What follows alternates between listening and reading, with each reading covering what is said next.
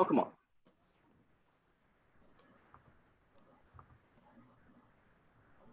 That shouldn't make any sense. Whatever. Yeah,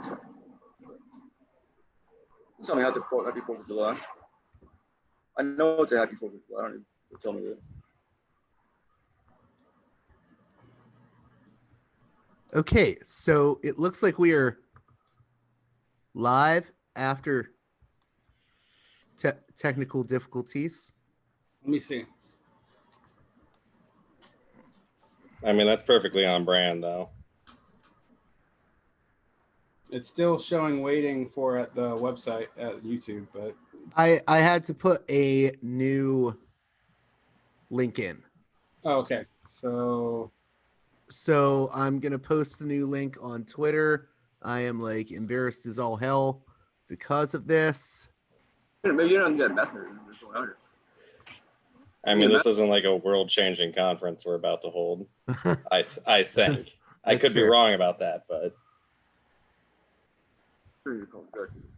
Which we are live? We are live? Yes, we are officially live now. I'm gonna post the link to you guys, and then we can start after we all shoot it out to our respective followers. More about this PCP problem later, man. We do need to get to that, the bottom of that at some point, man. It's really, yeah. But we'll talk about it later. It's just a lot of people have just been hurt, like physically hurt, like by that. Anyway, did you guys get the link? Oh, wait. The YouTube. It's in in the chat. Okay, yeah, I see it. Yep. Right. Oh, okay, perfect. Turn off the audio on there. Don't watch that.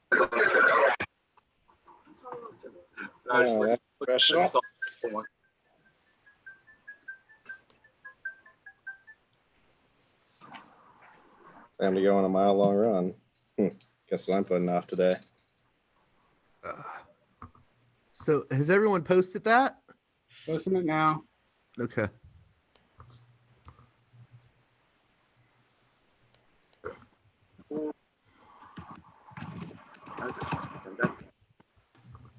Very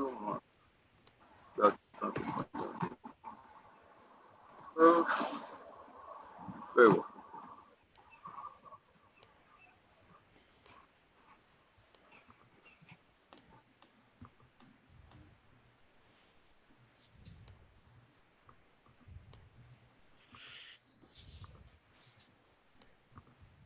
Are you driving the headphones that are sitting next to the bag right there?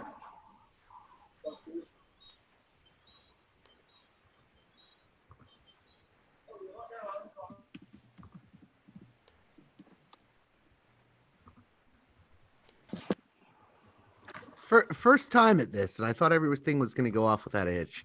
It'll be interesting if I move the laptop for no reason.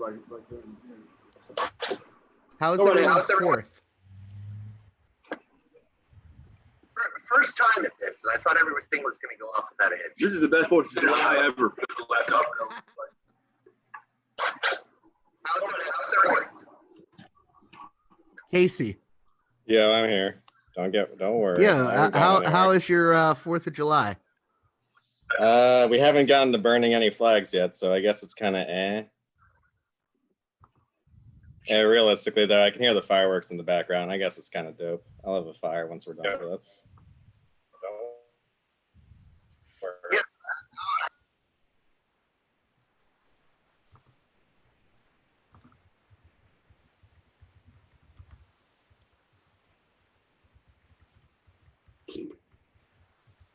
Right, to satisfaction.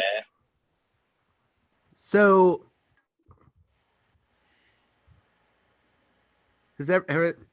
we are like live right now, and everyone's just like, "What the hell?" JG is the most unprepared person for this. I mean, in fairness, though, again, it is perfectly us. Is this off brand?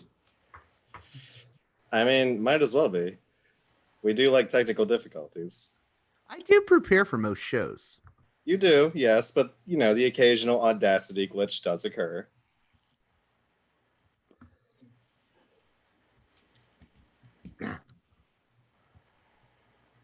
Does this happen to you, Derick? Not We don't use Zoom, so we lost Barrett. Oh, and Barrett's back.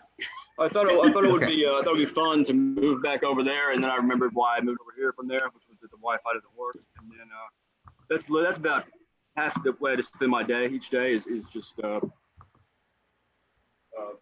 daydreaming and watching. I can't think of any other better way to spend the day, and I mean that sincerely. How is the Rust Belt in Florida doing?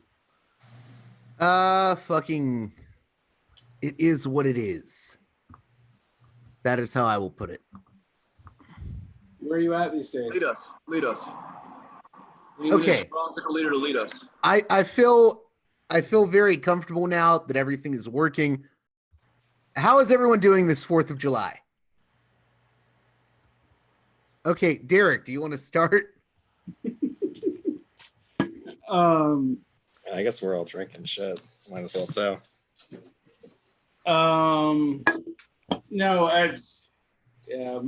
found out my parents had COVID this morning, so I'm sorry.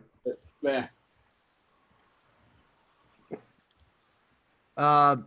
Casey, what's up for your 4th of July? Oh fuck! On delay. Let me know. Oh fuck! I got my YouTube open. No shit. It's a Barrett Brown 4th of July. Well, give me that bit of a quote. You know, if I How do millennials say it? Livestreamception. We're hitting multiple layers, guys. We're getting deeper. Now I got that. Okay, so there you go. All right, making progress. All right. Yes, I'm glad you asked. Thanks, JG. Boy, it's a beautiful day out here, and where the fuck I am. I'm not gonna say it because Undisclosed location. Yeah, I mean, they already know. I mean, whoever they would be. Nor do they. I don't think they would care because really, I haven't.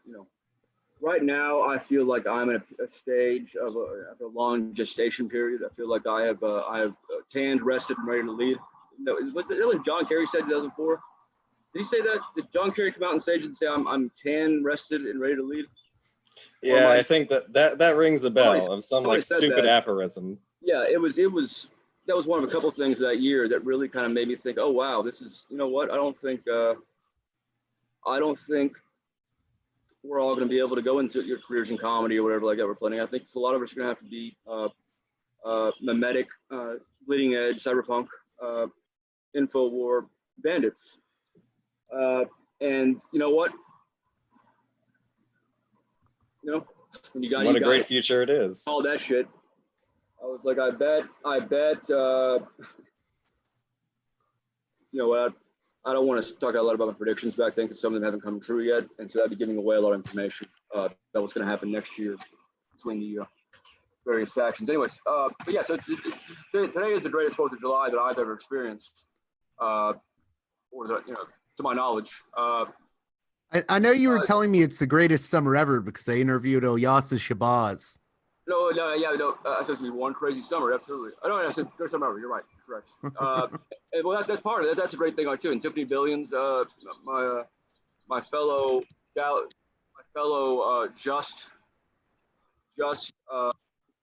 person of justice, person who deserves, to be acknowledged as a human being in Dallas. There's 2 of us.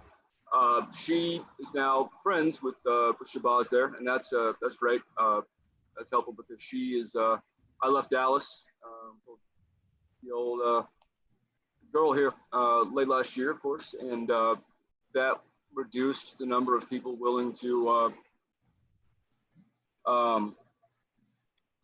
go after the pigs by 1.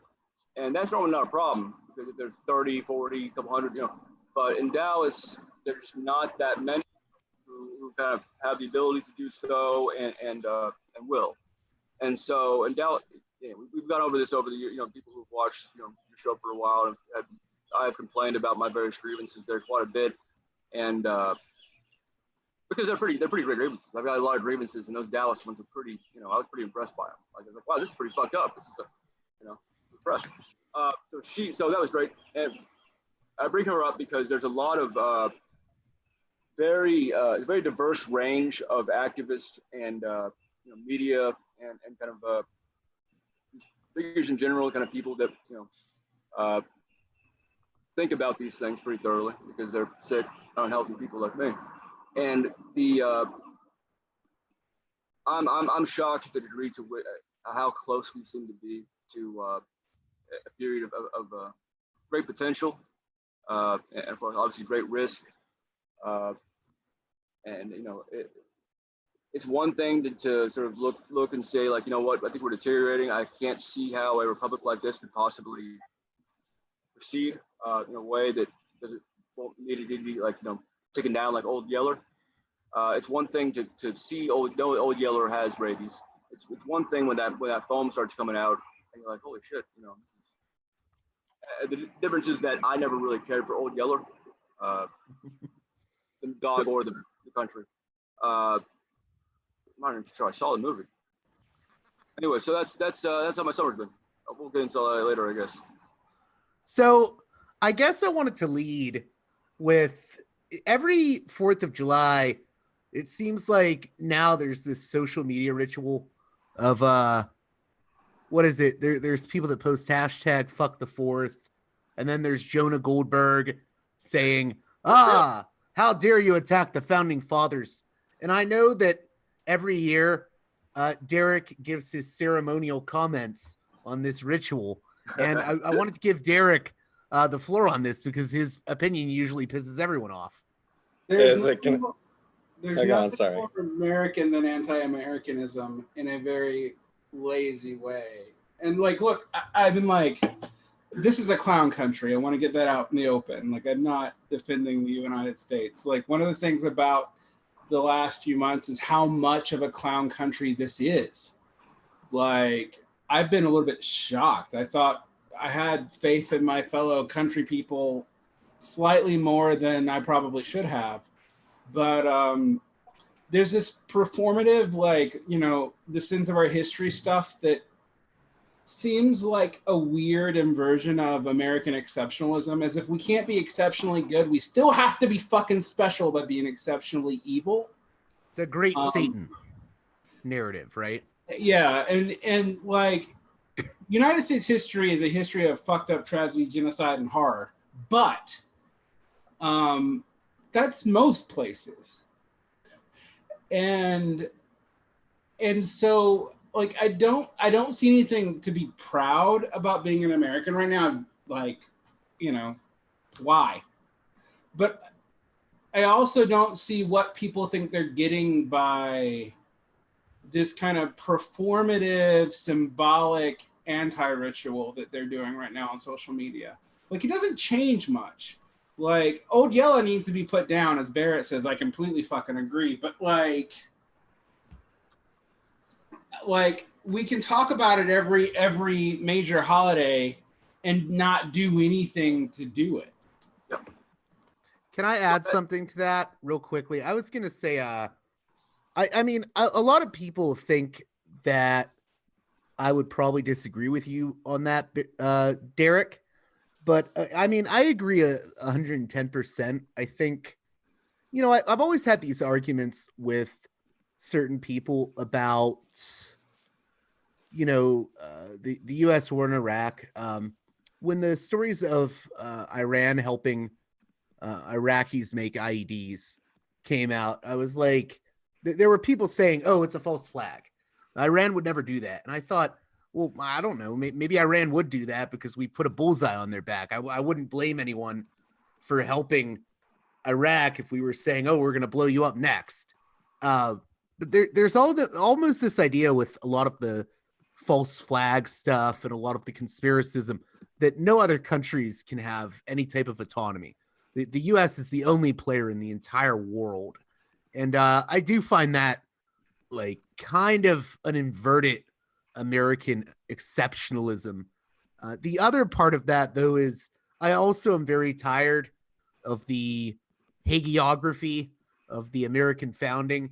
And, I'm just going to say it because Hamilton is really popular right now. Aaron Burr did nothing wrong. Barrett, do you have any comment on this issue of Yeah, I'm very sympathetic with what Derick says because that was the reason that I did not get involved in activism, that I even conceive of activism. as something I would get involved in, until about 2009 when I started seeing a way forward. Through I've been watching Anonymous for a while, and that obviously that was something that a number of people were had realized, some of their Scientology, how they were weaponizing these dynamics, internet dynamics that had not yet been explored that way. The speed and the dramatic, just the suddenness with which Anonymous, which did not have an army as such, raised one in about a day through this Message to Scientology video that Greg Hausch and Tux, this Australian fellow, and a couple other people created, and then they had to, thousands of people were ready. They were ready to hear that. They're ready to hear that, we're going to strike back at someone who's screwing around with the internet, who's doing DMCA notices and suppressing information. In this case, the video of Tom Cruise acting a fool. There's always this dynamic where a lot of people, they're just ready for whatever, ready to fight something. They want to be part of something powerful. They want to be part of something that has. They won't, in a 1984 sense, really. I mean, they want to be part of the power, the naked power. And these different, very different emotions, very different drives, sometimes in the same people. If you use the right spark, the right series, combination of words and pictures and sounds at the right time, in this case, set off something that became a global force, and that within a few years, NSA director Hayden, I believe, gave a speech predicting that Anonymous would be taking out nuclear power plants in a few years. Now, he was lying; he didn't think that, saying that funding purposes. But by the time he did say that, the portion of Anonymous that I was recruited to deal with by Greg Hausch, the Anon server, which is where a lot of this stuff came out of, starting in 2010. That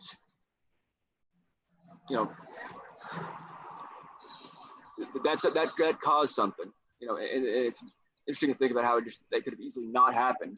Something would have happened to Anonymous anyway, but the series of events that brought us very quickly from the Tunisian Revolution, which is what I was brought in to be involved in, due to my unusual experience and things I had written a year prior in Huffington Post, predicting that these emerging groups like Anonymous would be going after nation states and winning soon, much sooner than I expected.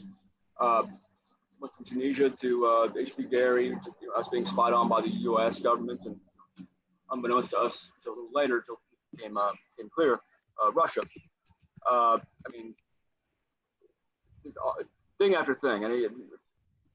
We risk weighing ourselves down if we go into all these things. But again, Anonymous did so many things that are somewhat known.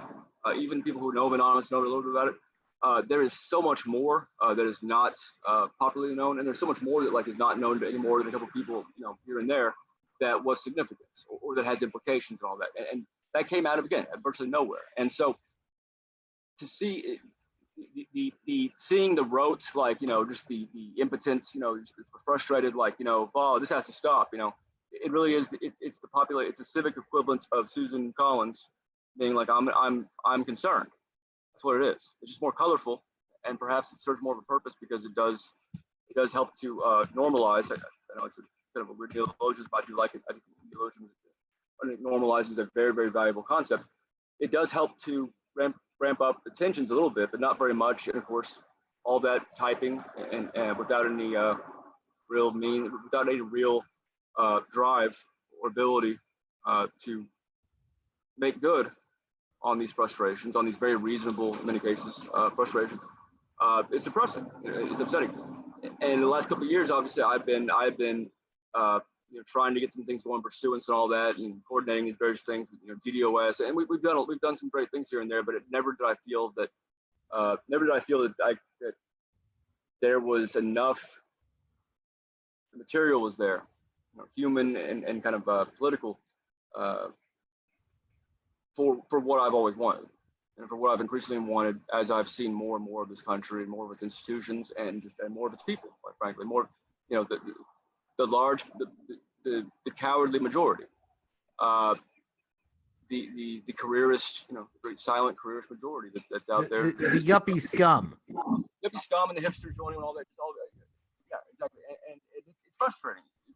You look at it as population, you see this is not the population that started the French Revolution. This is not the population that even engaged in self-defeating, inane, horrid revolutions. This is the population that will not do anything, and things will just stay in their grooves, kind of. And there's no one out there ready to pop across the grooves and just start knocking stuff over. And then I think things have changed again. The first fundamental change with Trump, that election happened right before I got out of prison. I came out to that, in the wake of that, and we're still kind of shell shocked. But of course, the same. It's like after 9/11, where you had all these ironies. How you doing? Just like 9/11, after all this. Oh, we're gonna be serious now. Oh, we're not gonna post all these. We're not gonna do all these silly stories like we were last summer. We're gonna remind ourselves every day. This is the world exists. It's a real place, and that our actions matter, and that our life of action matters quite a bit. That didn't last very long, and it was built on sand. And right now, based on the things that are happening publicly over and over again, based on the sentiments I'm seeing, and then in the background, based on the conversations I'm having with, again, a wide range of people, some of whom, I remember being just not really worth me trying to radicalize. They've been radicalized without me. And I myself, a lot of people who share my background in some way, and that they were involved at some point in activism maybe, and then they've watched, as our anonymous, our old weaponized concept. What does that mean? We've watched it. It's made kind of an incoherent thing. And what's going on right now? I'll just this way. Right now, I am honestly, it's not a thing where I'm optimistic. I'm not optimistic as a person. I am absolutely certain that the opportunity is now here for movements in the right direction that ends up establishing something that is cohesive and is capable of confronting these institutions that need to go. They need to get knocked down. And I think we've seen over and over again how rapidly that can happen. And that being the case, I think that anyone who is not on board with the idea that we need to start organizing using these methods, not the old method, not the methods of 1995 or 2002, but the methods that many of us have seen and anyone can study, very well documented, the ones that toppled regimes, in coordination with people of those countries in Tunisia, and that launched the Arab Spring, quite frankly, and so much else. So this is a time of great. It's pregnant with possibility, to use kind of a weird term that I don't. It's so. No, go on, JJ. I want to. Okay, first off, I want to say, one of our listeners is thanking me for William Hoagland interview I just did. Thank you for kindly noting that. You're making my work feel as if it's appreciated. So I love that. Another is asking Derick about the pros and cons of the American Revolution, if there was any progress made by it, if it is in any meaningful way anti-colonial. Derick, do you want to tackle that? And then also if you had anything in response to what Barrett was saying. Yeah. Barrett said a lot. I mean, well, not really, not as much as it seems.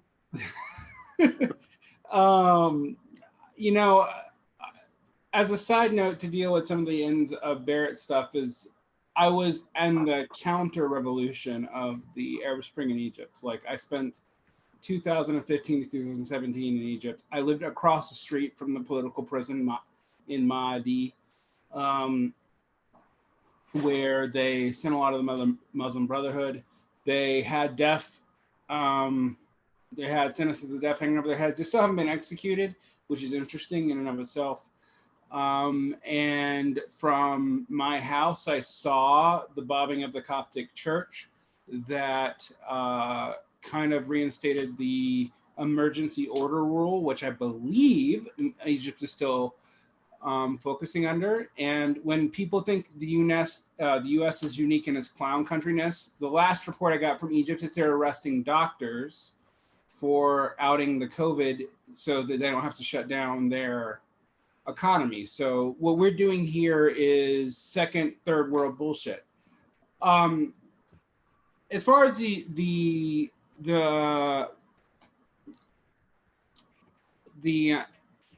July 4th stuff goes, that's a mixed bag.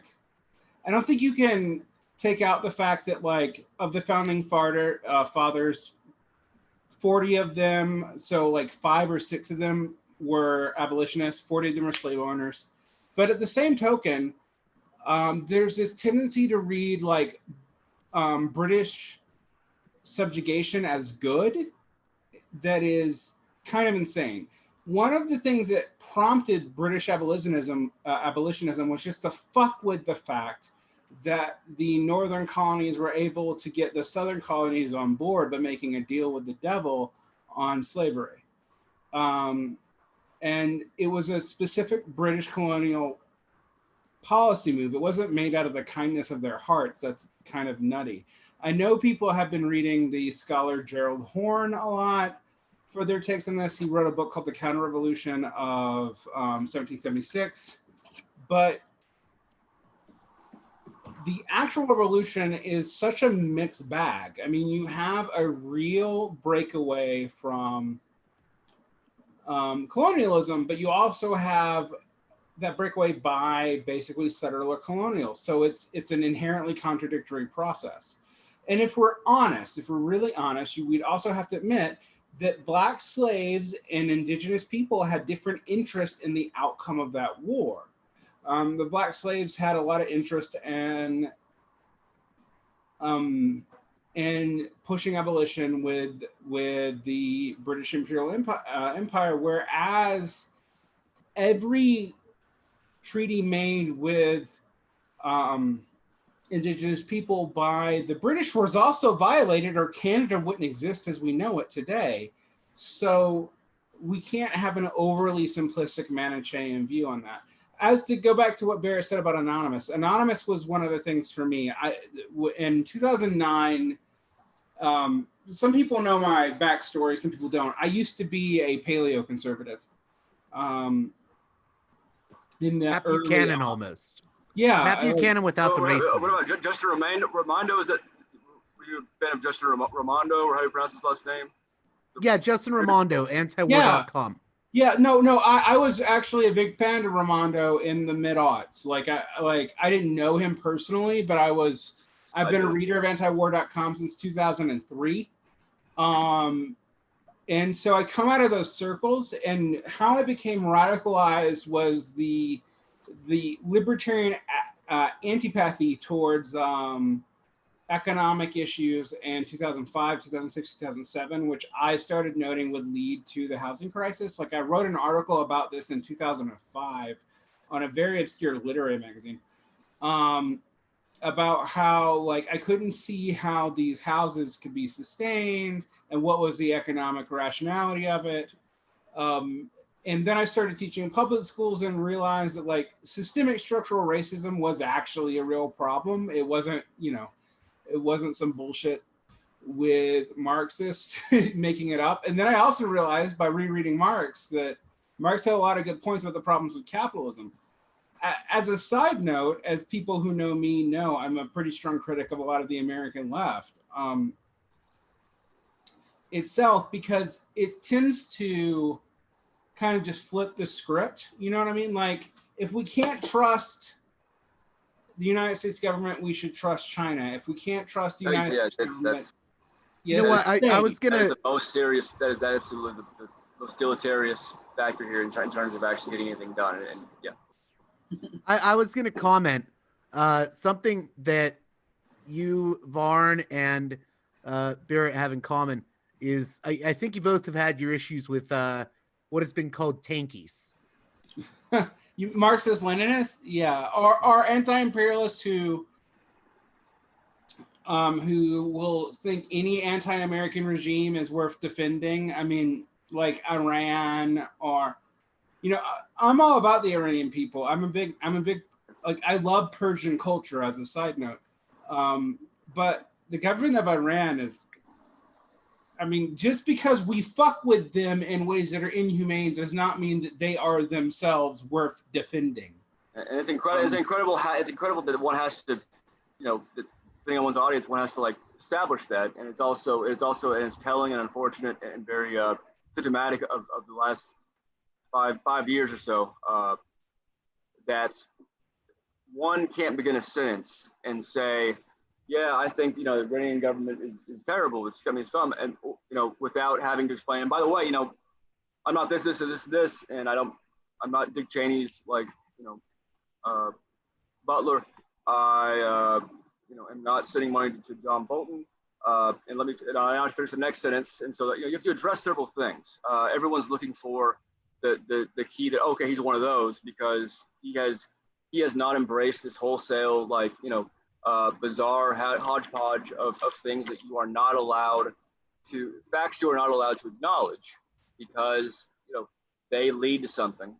They lead to something else, There's a statement, there's a thing that Kissinger said about Nixon in White House years, first volume of that, which I read lots of quite a bit of esoteric things in prison, and Kissinger was one of the most interesting.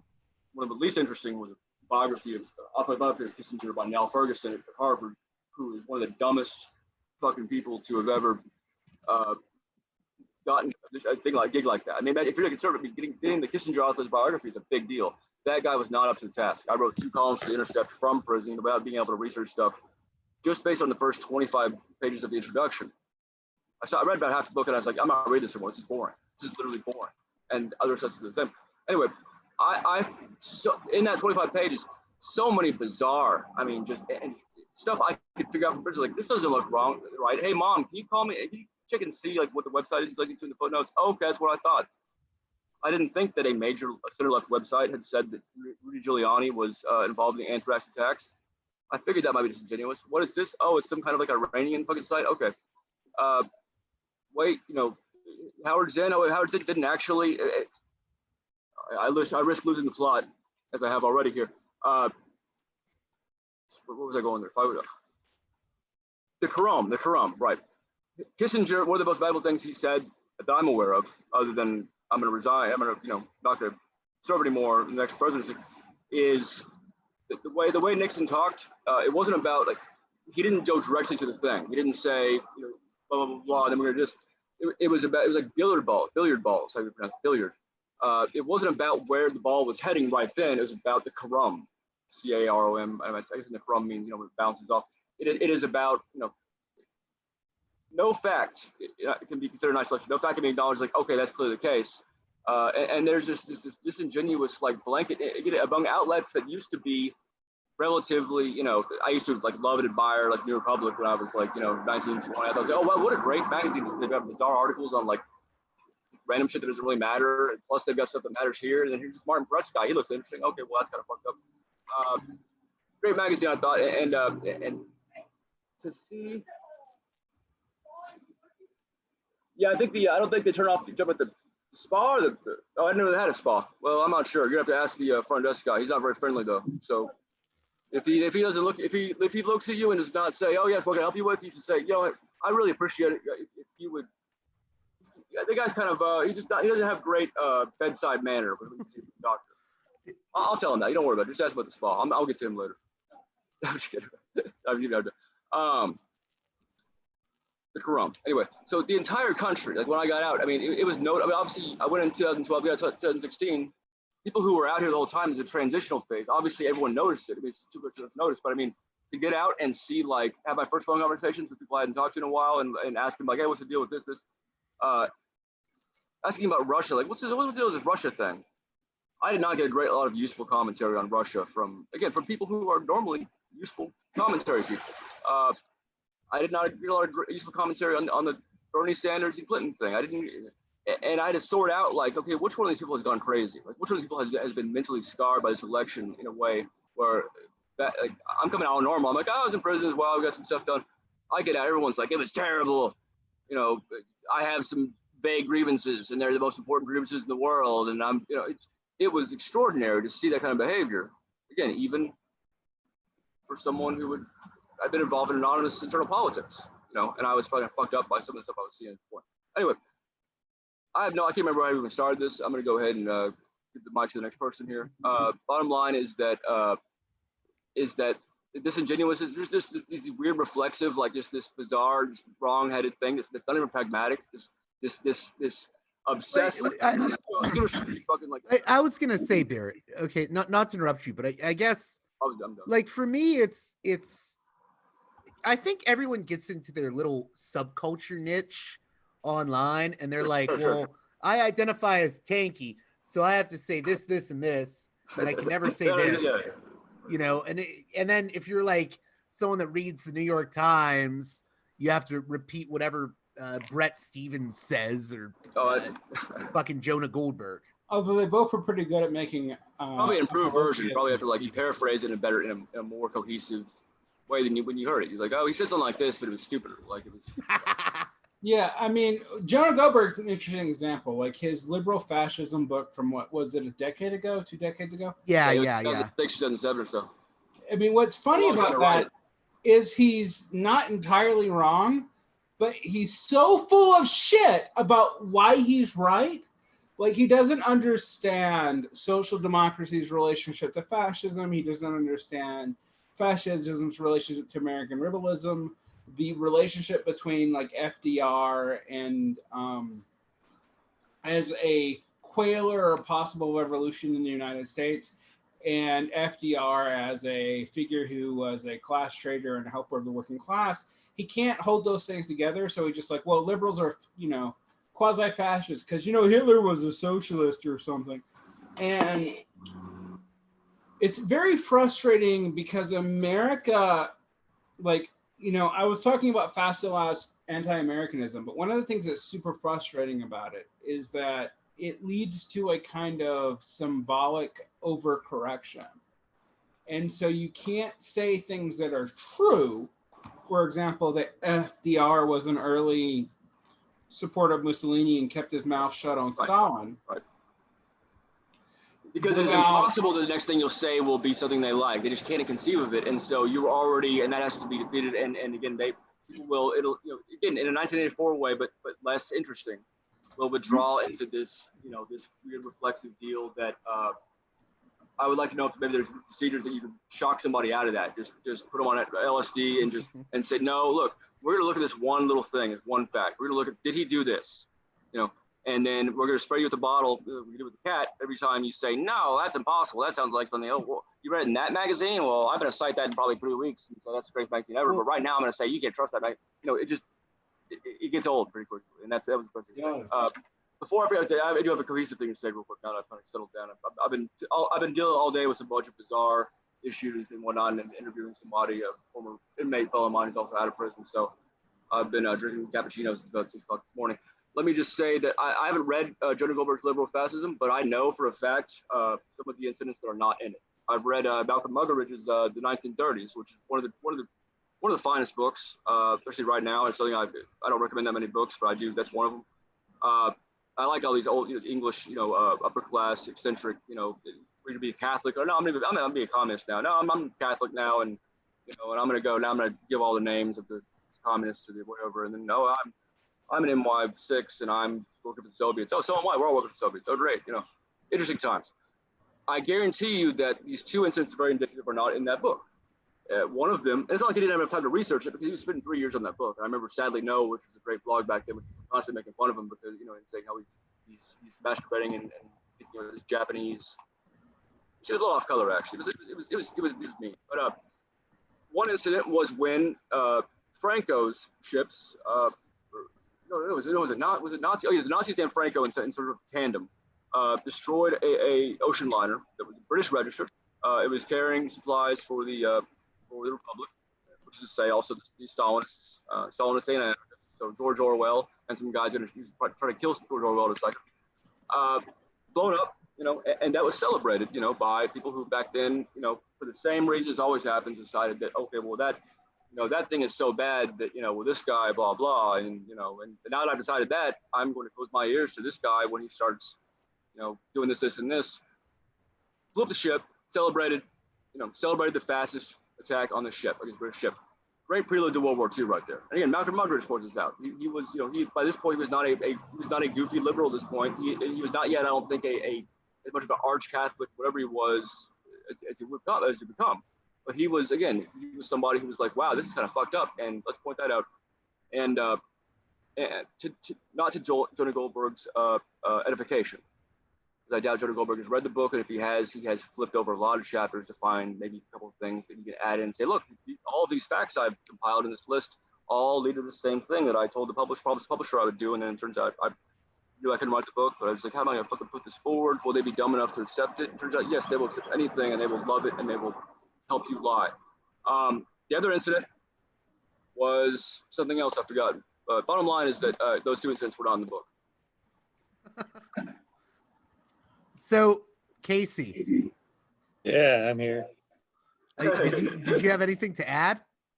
So I always feel so inadequate speaking after Barrett because, like, no, don't do that. Because again, my performance has been really. I've wasted a lot of time, and I've given up. I could have really done a real thing, like, you know, tonight we're going to do this, blah blah. I could have like gotten the legions. I haven't done that. I mean, this isn't the N+1 Internationale. Like, we're not devising. We're not devising it. Oh, well, okay, maybe we are. I stand corrected. Can we have a vote on the matter? Well, all right, no. Derick, I think you get into like a really important point with regards to like social democracy in the FDR era. People don't want to talk about the relationship between the progressive era and things like eugenics, Stalinism, and all kinds of things. I mean, like, the early progressives were eugenicists for the most part. That began to be divided in the 1930s because of the reaction to fascism. A lot of them also were, to use modern parlance, stands of Mussolini, because it was a third way, and they were attempting in the United States. The concessions to fascism were immediately destroyed when Hitler started his expansionism into Eastern Europe. And Mussolini sided with him. I mean, one of the things that makes Nazism interesting and fascism interesting is that their allegiance is not entirely natural. Like, fascism comes out of kind of right-wing coalitionism out of the end of social democracy and the 19-teens in Italy. Nazism has some similar things, like there are right-wing social democrats who become part of the Nazi party, but the general push is that more conservative. Hitler is much more aligned with capital interest, but they're both interested in class collaborationism, as is FDR. One of the most controversial things to say, I think, that if Germany had only been interested in Africa, I don't know that the United States would have put up as much of a resistance to it. It's arguable. Would Great Britain or France or any other country, even the Soviet Union, probably not. They didn't stop Italy and Ethiopia. No, I think it was like, you know what? We're an anti-colonialist power. I mean, we need to apologize to Haiti for immediately opposing their independence. We need to apologize to everybody in Latin America. We need to take it. If Theodore Roosevelt if his body is still somewhere we can find, let's go take that and let's just throw it in the Tiber or whatever river we have next to our capital. Let's do something and let's go stop the Nazis straight over that in colony. That just obviously is vastly inconceivable in any way, shape, or form. And it's one of the things that really helped us to remember, I hope, that these were all empires on the make. These were all drifters. They were all really drifters. They were like little Tim Pools, or somebody else might be like Sandra Fairbanks, or like, I'm not going to say that she would have been Nazi Germany because I don't think she makes the cut. And then the Soviet Union would be fucking Aaron Mate plus, I don't even really figure it out. And then the whole situation was very sordid, and that was the depressing fact that you read these books in the 1930s by Buggeridge. You read Orwell's stuff throughout the 30s. I mean, distressing to see, Churchill praises Mussolini. I mean, I bet that wasn't in that. Maybe one of Churchill would grab that, threw it in, and be like, but he said that because he knew that his strategy. And then later on, like, oh, and then this guy he praised Mussolini and said that works kind of well. And he was doing it because he loves fascism. I can see that. I actually want to read that book if I ever turns out that I have forever to live and there's time has no value to me. I would absolutely read Liberal Fascism and kind of go through and say, oh, that's. I would just see if he did anything at all honest in there. That period, like that series of just disappointments in which Britain, the British people, whether you're conservative or whatever the thing, it's not conservatism is, can't remember. One of those things, everyone had something to be depressed about and to be despondent about and to say, wow, this is a low for our, which would have been nonsense in Britain's case. It'd be hard to choose that one, but it was palpable. I mean, the Ribbentrop Pact, the Molotov-Ribbentrop Pact, that was a test to see how far will the Stalinists go. And we know how far they went. They decided that the fascists were the fascists, the Democrats were the social fascists, because and then they'll send part 2 later, and then we'll see the rest of it. When Stalin gets done typing it in his prose. That's so similar. And I read all this in prison. I read all this stuff, Muggeridge and all those notes, and just all the Evelyn Waugh, and just every single thing about all this stuff. These little instances we forget. At that time, when I'm in prison, thinking I'd seen some disingenuousness. I was like, oh wow, this is very much like this. It wasn't until I got out and I said that, oh wow, we are in the 30s now. And hey, Barrett, real quick, I'm getting some commentary that the audio on your end sounds a bit patchy. I don't know if you. Yeah, I'm gonna grab my headphones closer to your here. mic. Let me grab my headphones to make it Okay, Casey, I love having Barrett on because this is like the Hunter S. Thompson of. Yeah, I mean, like United Front, Popular Front, like social fascism. It's it was an evolving process. Has anyone here read fascism? Marxist convert? No, fuck that Echo article. Don't ever. No. Please argue with Casey about it. I've never read it, so. Fascist article? No. I had to read it for fucking school, but no. I love Umberto Eco. He's kind of a superhero of mine, but that essay is shit. Please elaborate why, so that if I ever come in contact with my professors again. If you take the criterion that Eco states out for fascism, you can literally apply it to everything from people fetishizing the Soviet Union to people fetishizing FDR. They're all kind of inveterate nostalgia for a past that they don't really understand, and it's not too dissimilar to a kind of Hannah Arendt kind of totalitarianism. Yeah, I mean, I wish more people would read Arendt when they rejected her, but I actually agree with you that it makes the category so broad it's kind of meaningless. Yeah. But authoritarianism, for example. The thing I don't get about Arendt is I agree with her about Eichmann, but then didn't she marry Heidegger? She didn't marry Heidegger, she fucked Heidegger. But whomst amongst us political enemies in the bedroom does she ever get into those architects of it as much as she does Eichmann? No, I mean, and she avoids a lot of the questions around Heidegger. I mean, she tries to convince Jaspers, who was her teacher and also a Jew, to be more forgiving of Heidegger, and Jaspers freaks out.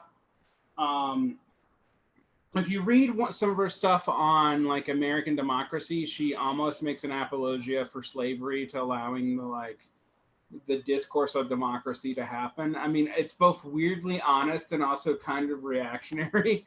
Political scientists are a weird bunch. Right. And particularly, and her description of Eichmann's pretty good. Her description of totalitarianism is interesting, but overly broad. When it comes to stuff like fascism, I mean, fascism is hard.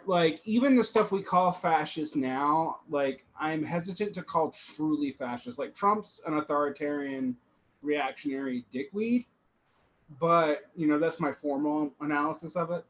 But is he a fascist? It's hard to say. Is he fascistic?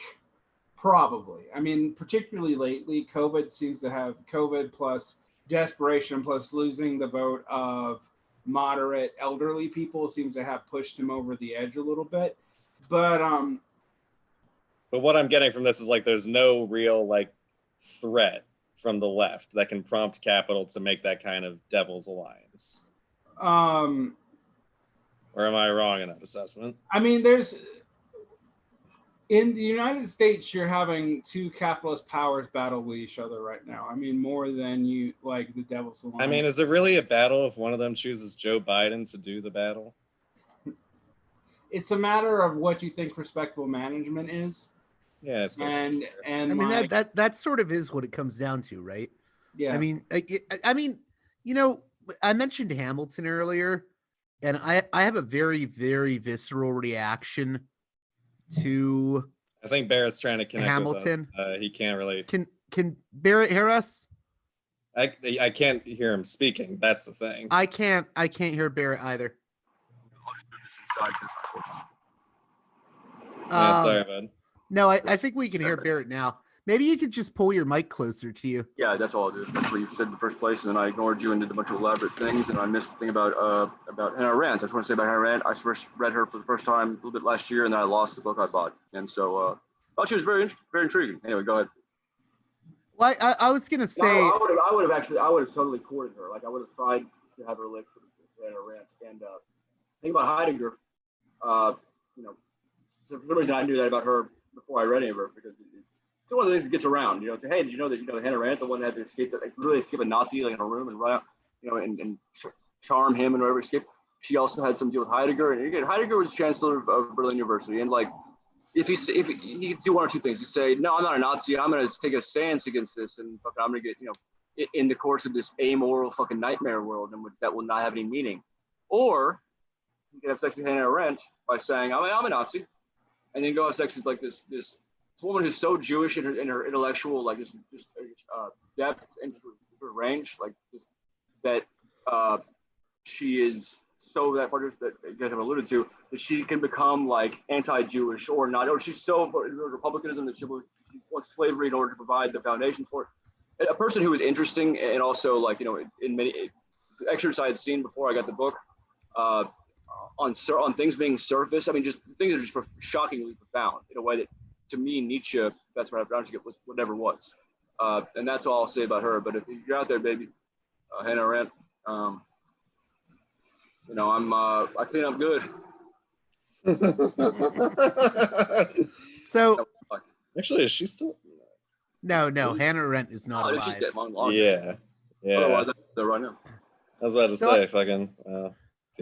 I had to, Varn, I have to get your comments on this fucking hip hop musical, Hamilton, now experiencing yet another revival due to Disney Plus. Please do not subscribe to Disney Plus. Is it really a revival though if they never like stopped peaking? Yeah, but now it's gonna like coronavirus. It's gonna blow up again. All the what? kids at my university are gonna talk about it. Aaron Burr did nothing wrong.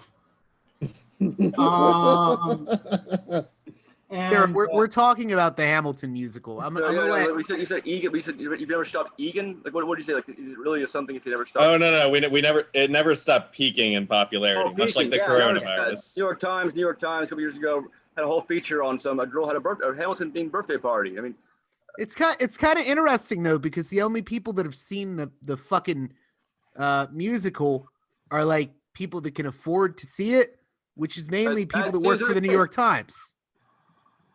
We have a coupon day like in Jurassic Park. We'll bring the Hamiltons to the poor. We'll be like, hey, it's a thing about Hamilton. He helped invent the Federal Reserve. He wanted to centralize things. You too could be Hamilton someday if you work hard. He only just started the Whiskey Rebellion. Aaron Burr is the guy you need to make a musical about. Not a musical, like a good thing. Like I think it's good. Like I always tell people I'm like I like Fidel's Burr more than I do Hamilton, but. No, sure. I mean, I would hope that everyone in this fucking room would say that right now. In fact, I'm going to go ahead and go around to make sure that we're all. So everybody would. I mean, I'm not going to ask because I'm just going to assume that it's the case.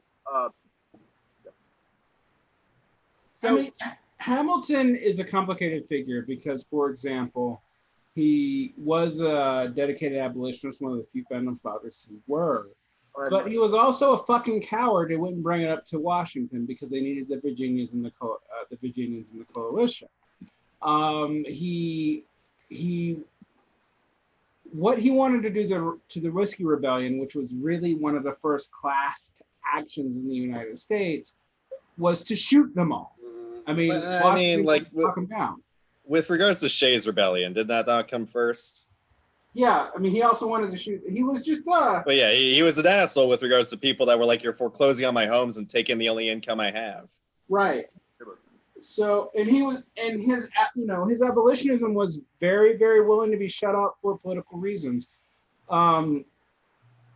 There is a Marxist historian, Bertel, I believe, who did a collection of anti-federalist stuff and said that there was a class interest in the anti-federalists, even though some of them overlap with slaveholders, because of the Federalists really wanting to develop centralized capital in a way that was, gonna crush a whole lot of the yeoman farmers.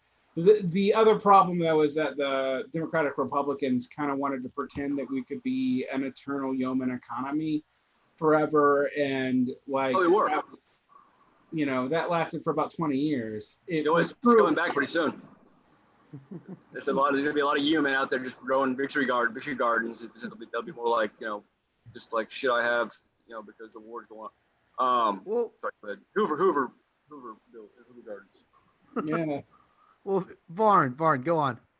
So that's the issues I have with Hamilton. Hamilton's a really mixed figure. Some of his points about central banking are actually pretty solid, but conversely, all of his principles aside, he always sided with big business versus pretty much everybody else.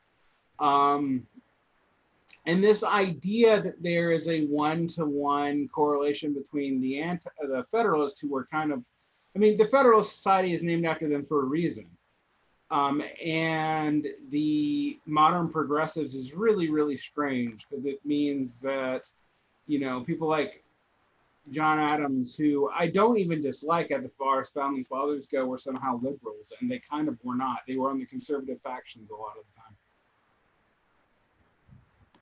This is not like a French revolutionary process where you have like an ever escalating populist sentiment and no. Well, if it's a French revolutionary process, though, you also have like stronger counter revolutions, and I guess you could argue. Yeah, which is how you get to like genocides in the Vendée and the Terror and the Revolutionary Wars, which bad, but and also we got the Civil Code. The Fifth Republic now and the Third Empire or something like.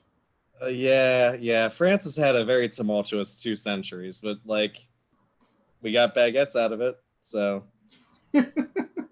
And the Eiffel Tower, a fucking eyesore that no one appreciated until it became a radio tower for the resistance. And a bunch of Stalinism snuck into the U.S. through post-structural theory and some weird love of neologisms as a way to like justify all kinds of weird thoughts. I mean, like, look, I want to defend the French because Americans intrinsically hate them because they're kind of a lot like them, but let's be honest. They're still a colonial empire. Exactly. Like they still violently try to suppress the Haitian Revolution and then made them pay indemnities for their own freedom. I mean, some of the former French colonies are just getting out of paying reparations to the French now. Yeah. So and people wonder why Haiti is like the poorest country in the Western Hemisphere. Hard to piece that together. So, Derick, are you still there? Totally. Okay, so Daniel S. Just left an angry comment. Genocidal expropriation of indigenous land is the only context needed. How do you respond to that one?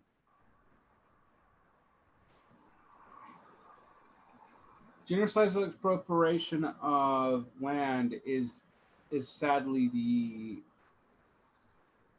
the history of all settler colonial areas forever, and I can think of very few societies that are not actually settler colonial. And that is not to justify it, but to say that that is the only context that needs to be understood is frank, and that you only understand it in the U.S. context means you don't know shit about history. And I'm sorry that you're so sad. I'm not sorry. I think I think he wants to be sad, and I think that it's a shame that humanity throughout its history has based its entire operations on rape and on expropriation and on genocide and tribalism, and that there have been some oases here and there of that not being the case. Obviously the U.S. And Spain and some of the little new partners, Portugal in particular, engaged in one of the more successful land grabs and genocides. They did so. They got lucky. They inherited a great deal of traditions, technology. They had locations that are very helpful. They came, to going concerns. There were basically in Azteca, and for one very colorful example, and then another example would be the existing slave trade in West Africa. They absolutely amplified these things. They amplified them, and they found new ways of making them more diverse, more global. And they built, and that is where our system comes out of. It comes out of this series of what we now call criminal cartels. And I come from a very WASP aristocracy family, going way back to Lancaster's my own name. The guy was a pirate, a diplomat, went to Southeast Asia, and he was very typical of the eccentric, adventurous, and amoral English people at the time, and also they were typical of 30 other things around the world. The Mughals, the Mongol Empire, which created something very extraordinary. Again, in a sense that one has to admire it. Well, I guess one doesn't have to, but I would encourage you to. None of these things were done in a way that could be justified, and some of them had more impacts than others. Some of them were more malicious than others. And so again, the U.S. was the apocalypse, and Spain was the apocalypse for Mexico and for somebody else. And that's it's true, but it's true among other true things that also are true. And so how one reads that, I think I don't think there's any single reading of what that means, what it implies, how we should think of it. And so that's why I'm not a huge thing, even though I was on the statue issue. My first article for The Guardian was about this property lease statues that have been taken down in Dallas. It was larger context for that be doing the article is because of the impact it has now with the League of the South. My friend Jonathan Farley, professor at Vanderbilt, was received by 20 death threats, from people under their own names, nearby, ex-military, had weapons, League of the South guys, and what other group it was,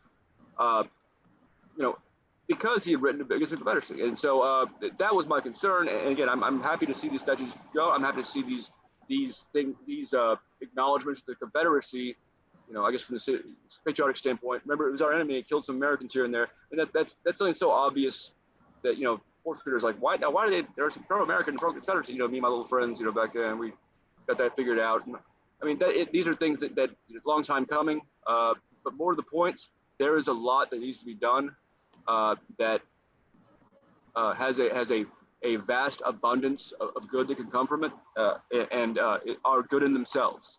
And so that's. Well, I was going to say, since we brought up the Confederate statue thing, I keep going back to this nightmarish op-ed that Brett Stevens wrote, I think last week, utter nightmare fuel in my mind, where he was talking about the unbrokenness of the American political tradition. And he goes back and he says, MLK had a dream. And before that, the North defeated the South to end slavery. And that's all it was about.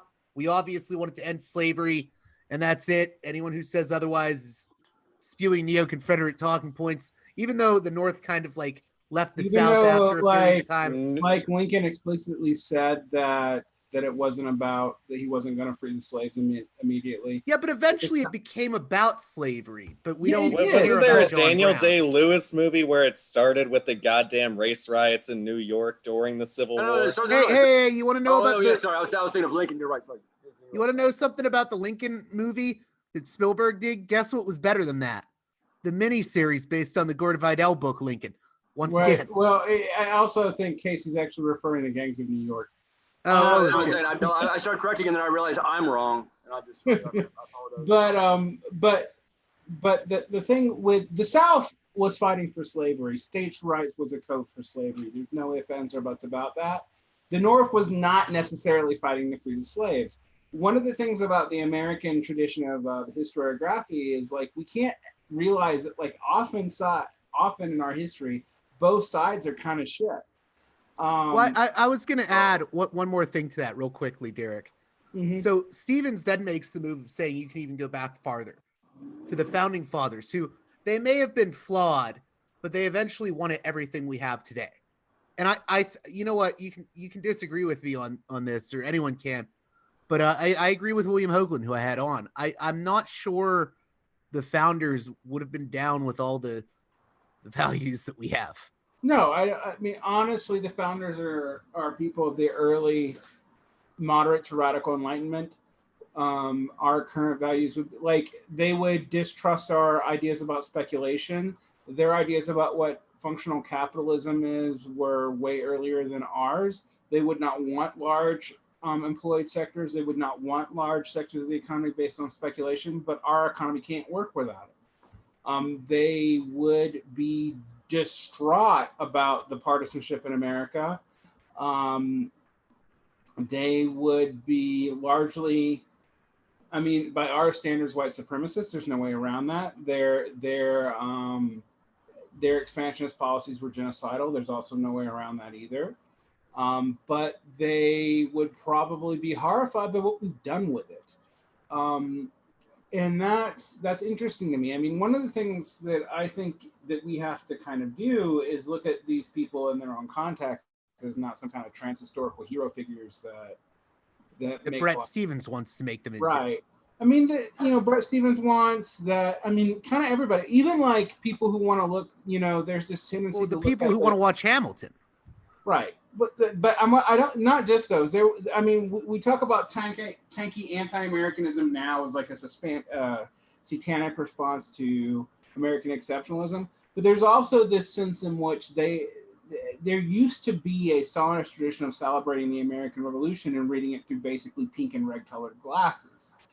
And, bourgeois revolutions would lead to socialist revolutions, even if there were horrible things that happened in the interim period, and that we should fight to undo those horrible things by inclusion, that it was still all worth it ultimately from the end goal. After 1992, that's a much harder argument because, the USSR is in shambles.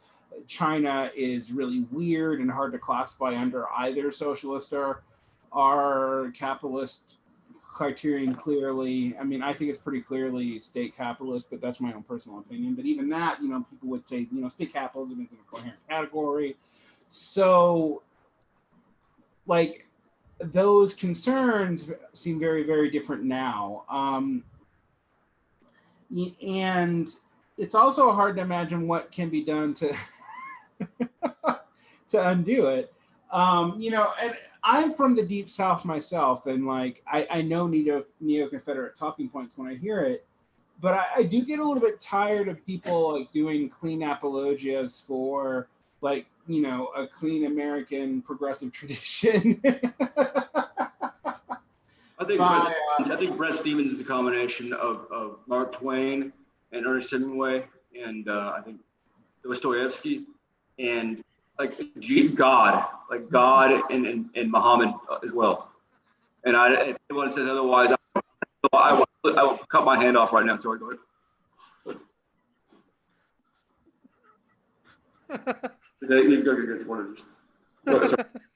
I was overcome with emotion, and well, Barrett, I want to tear to my eye. Brings a tear to my eye to see the flag so well used. Well, I think Barrett, what does the sort of American Revolution mean to you? What does the 4th of July mean to you? Well, someone else, I forgot which one of you was that used the term. It was a flawed, thing that eventually led to this, led to what we are now, led to the things we gained. I mean, that's a great epitaph for much of humanity. I mean, there's very little that for which that's not true, except for the things where it's like Soviet Union, that, like, I don't think really put much in their corner, cumulatively, I think that's something that obviously speaks to the deal about, one cannot say one thing about one thing, because that one thing is it's like DNA that contains everything in itself. It's like, oh, that must mean these other 30 things. It often does, because oftentimes there are associations between this belief and that belief, and it's a shame. This is the same iteration of that. It's just historically. It's like, it's Hannah Arendt. Obviously, I admire the fact that she probably sat there and thought, what if the Nazis are right? Maybe I should think about that. I mean, she probably would have thought some really cool stuff about, like, bizarre, esoteric, like, shockingly insightful things about surface and surface, that we are surface, we're meant to seam, and the seaming is, wish I could remember what that was from. Okay, the American Revolution, I mean, is a complex thing involving several people with very powerful personalities that had different trajectories set out, and it formed into this, into this hodgepodge of those things, and was deemed perfect by everyone, people afterwards. And that's all. It's great. It's fine. Good. Well done. I mean, I don't have a strong. I don't say like, oh, I'm so mad about that, or either way. I mean, I'm not really mad about me going to prison half the last fucking administration. I mean, it worked out for me, and even if it hadn't, again, it's a small thing in historical senses. It's a small thing given what history is. Well, it brings me to the point. Someone wanted me to ask you, where do we go with the American experiment now, Barrett? I have two things I want to talk about tonight, aside from the random interjections about Brett Stevens, with whom I'm in love with him, and he's gonna leave his wife for me. And then I was like, oh, just kidding. Okay, sorry. So the American experiment, I mean, we have a situation we discussed about the impossibility of having, any kind of conversation in this dance, this obscurantist dance of electoral politics, where everybody is like, oh, we can't tell him that thing, and blah blah. So let's not acknowledge that. Oh, Biden, he couldn't have read that, blah blah blah. And it turns out he probably didn't actually. Twist. The disingenuousness. I mean, the high stakes of it. I mean, the fact that this election and 4 years and the powers of the earth can hinge upon the perception of this thing, and how it gets spinned by a couple producers here, and how that takes off, and then the think pieces. And meanwhile, the Twitter wars, where the ads that made the whole thing so vastly worse, and so much more consumptive of vitamins that could go into, like, the things that need to be done. And I think that we can all agree that there is not much to be done in terms of talking to people, certain kinds of people, about certain kinds of things. There's a threshold you hit, and you cannot say, you convince, like, Bubba the uncle, like, hey, you know what? Black Lives Matter thing is a response to, like, the idea that they don't matter. You know what I'm saying? So when they say that, they're not saying Black Lives Matter and no one else. And that's obvious, and you would know that from the concept of English language. Not to that point, so don't worry. I mean, you can't even like get the New York Times to, like, acknowledge that, they should fire all of their columnists, and Thomas Friedman should be executed. I mean, and I think that's a fair starting point. It's not my end point. It's a negotiated position. And again, this is something, obviously, the Thomas Friedman, the fact of the rhetoric. I mean, the rhetoric and what it leads to, what it is. I mean, in a human being, we know that it's a neurotic dysfunction, permanently exists probably, but a neurotic, a lack of ability to perceive or process, that will lead to death and threats to others. This is the country that, again, I first grew very anxious, like neurotic, upset, hurt. I mean, I was already a radical anarchist, by the time I was 14, but I still loved the country, the 90s, and the government, and was sympathetic to it. That began to change, after Bush and all that, and it, again, Barack Obama was elected. I was like, oh, this is gonna be great. This is a new era. And of course, little did I know that I would be used as a example of Barack Obama's just centrist, good-natured, tyrannical excesses, and that of the administration, and that would be a good point. That having been said, okay, that being the case, and all this having occurred the backdrop of essentially a genocide, objective genocide, regardless of the intent and how it changed, and regardless of the intent of those involved and the troops and all that. My brother was the first Gulf War, an Arab genocide that began in full function, when I was like third grade, Desert Storm in Iraq, continued on during the Clinton years. Clinton, the transformative president, happy-go-lucky, the Iraqi sanctions, and has never ended. And it's sometimes accelerated, and now it's taking place mostly in Yemen, and it's being done to have Saudis. You guys want to know what the largest Navy convoy after World War II was? What's that? It was in 1987 when U.S. I forget the operation. The operation name was funny too. They went over to protect Kuwaiti tankers against Iran or Iraq? I remember. I guess Iran, I believe. Yeah, and that was it. Bush was vice president. And if anyone's here has read, Russ Baker, he's an asshole. I don't like him personally, but he was on my board of directors for a while, and some of his books are great. And Who, What, Why. I did a podcast for them, and they have the best articles on my case that actually explained, like, here's what's going on with Michael Hastings, Barrett Brown. Here's why he's in prison. Here's what they given. Who, What, Why. Here's a great book on the Bush family that really lays bare the criminality of it all. It lays bare all. By the way, for folks that don't know, that's Family of Secrets by Russ Baker on the Bush family. Between that and the Devil's Chessboard, read those, and so here is the actual case. And you haven't heard it not because it's not serious. You've heard it because our press is not serious, and because there's no mechanisms to make it serious. In fact, there are mechanisms that sort of ensure the contrary, because there's never a career plus, unless you have some hijinks, some sort of style you can throw in there to sort of spin things around. It is never a good idea to say, hey, you know what? I think that it's possible that, like people throughout history that we've learned about, that we would never question were like this. The Bush family may very well have been put one over on us in some ways, in ways that may have combined different ideologies, sort of divide different intents and involved money and power instinct. That is something that there's opportunity after opportunity to address, and never happened. So those things being the case, that being my main thing now, my main upset being the fact that this Arab genocide has occurred and that was not discussed, and that it was not, seriously, and never would be. I mean, you cannot conceive it, barring some big event followed by a big movement to the right place. The Arab genocide thing was not going to come up.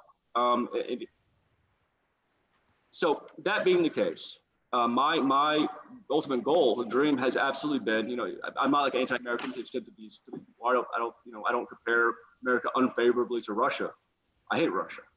I was investigated as a potential Russian spy in 2011, 2012. It's bizarre because I had written the article that Stratford had without permission to use to its customers, ironically enough. Even though some people tried to accuse you of being a Russian agent for being on RT the one time.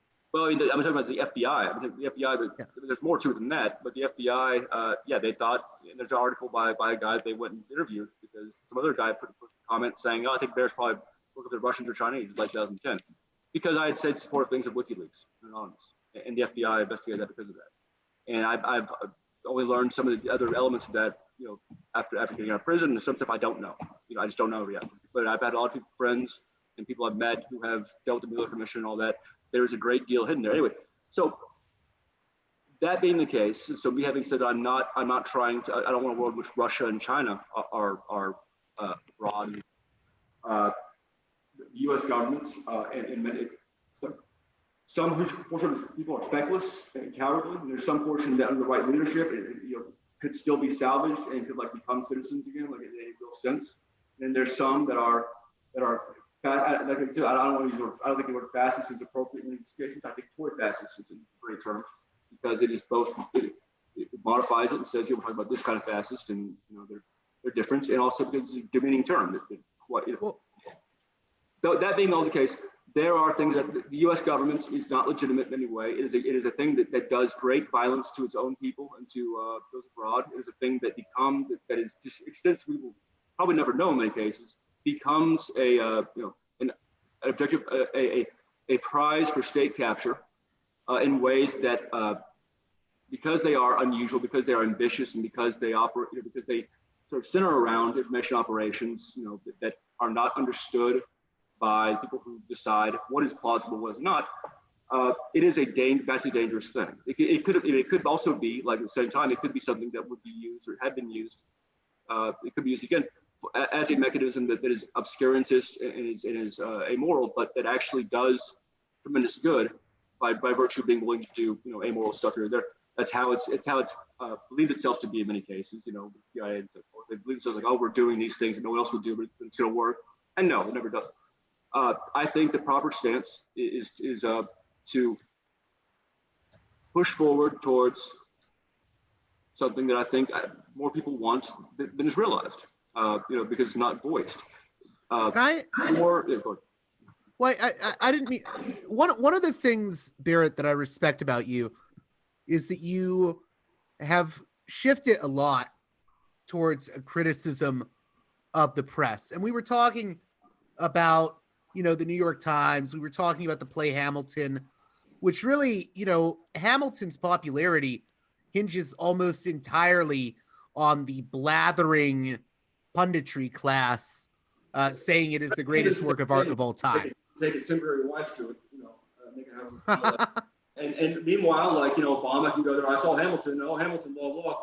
And then Bush and not so long. But I guess what I'm getting at is a lot of the things that we hear about in the so-called news media and the press, it really is not anything that normal people care about.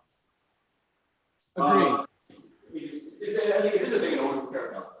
Normal people care about that kind of stuff. We're talking about frou-frou and tabloid shit and fucking and whatever. And Biden has an X problem, but it's not what you think. That's a successful model. People who do that stuff are making a lot more money than I am. They're not trying to. I was almost going to tie it in with your experiences with prison, because I assume no one was talking about the importance of the play Hamilton. Well, we know Hamilton, and I don't think that would be happening if we were finished watching the play Hamilton either. I mean, right. It's true, but there are discussions in prison that are very in the air. That German philosophers, 19th century. There are those kind of things. That that's different from talking about like a hip hop musical version of this stuff. Yeah, sure. I'm just saying there's people in prison who are sometimes very eccentric and intelligent and autodidacts. Absolutely, and that's always the case. It would be probably useful if I were to point out that in the last few months, tremendous things have happened that clearly show, if any evidence was needed, the weakness of the institutions that we have long seen as intractable, as permanent. It is shown that there is the police, the DOJ, the presidency, the Congress, the press has managed to survive, has managed to keep itself abroad from anything beyond the usual, just people who don't really know what the press is like and having just not liking it for different reasons that our country history and are just nonsensical. The press has its reckoning yet. But the DOJ and all these things have weakened in a way that would have been just, again, the things that have happened in the last few years, of course, are unimaginable 10 years ago. That being the case, this is a great opportunity. And the great opportunity will continue because nothing's going to happen that's going to reverse these things in any significant way. These are situations that have not been addressed, will not be addressed. If they weren't addressed in our Obama administration, in which we had less cartoonishness, which I'm nostalgic for, the prison. And again, to the part of me that likes the American thing and wants the American thing to be dignified and not do too much harm and kind of inch its way along towards justice. It's not going to happen to the Biden administration in this cartoon universe where we've got the Rushmore thing today. I mean, we were watching that. We had no idea what's going to happen. I mean, like, which of these 30 new variations on right-wing fucking nihilism are going to get involved or shoot out with, which of these non-viable leftist groups? It'll be interesting to see, but it's not. It may ratchet the tension, but ultimately none of the leadership is not there. No one's looking towards this movement that's going to just take over and it's going to like use its moral leadership and its cold, steely-eyed strategy through Bolshevism to seize power and do whatever with it, give it away, destroy it, take it forever. Any of those things would be great because that would at least be like it would be a signal that oh yeah, things can change and we have we think otherwise. It's because we have a generation that has been weakened, weakened in so many ways that are kind of punk ass, to coin a phrase that I've heard. There is a way forward, and we've seen from my standpoint the way things that we've seen, and I think some of you agree, has come out of this emergence political dynamic kind of array of the information age. We have seen it push forward in many ways, even under the worst conditions possible, where all these intelligence agencies are at their best. They're under a president that has restored faith in centrism and obscurantism and just saying shit. And well, I don't know, the NSA, I know they do blah, blah, blah, and they don't agree with that. Oh, maybe they do. I'm going to go on, a talk show and drop a mic and everyone loves me. All these things have to be dislodged, and a lot of them have been dislodged in some ways.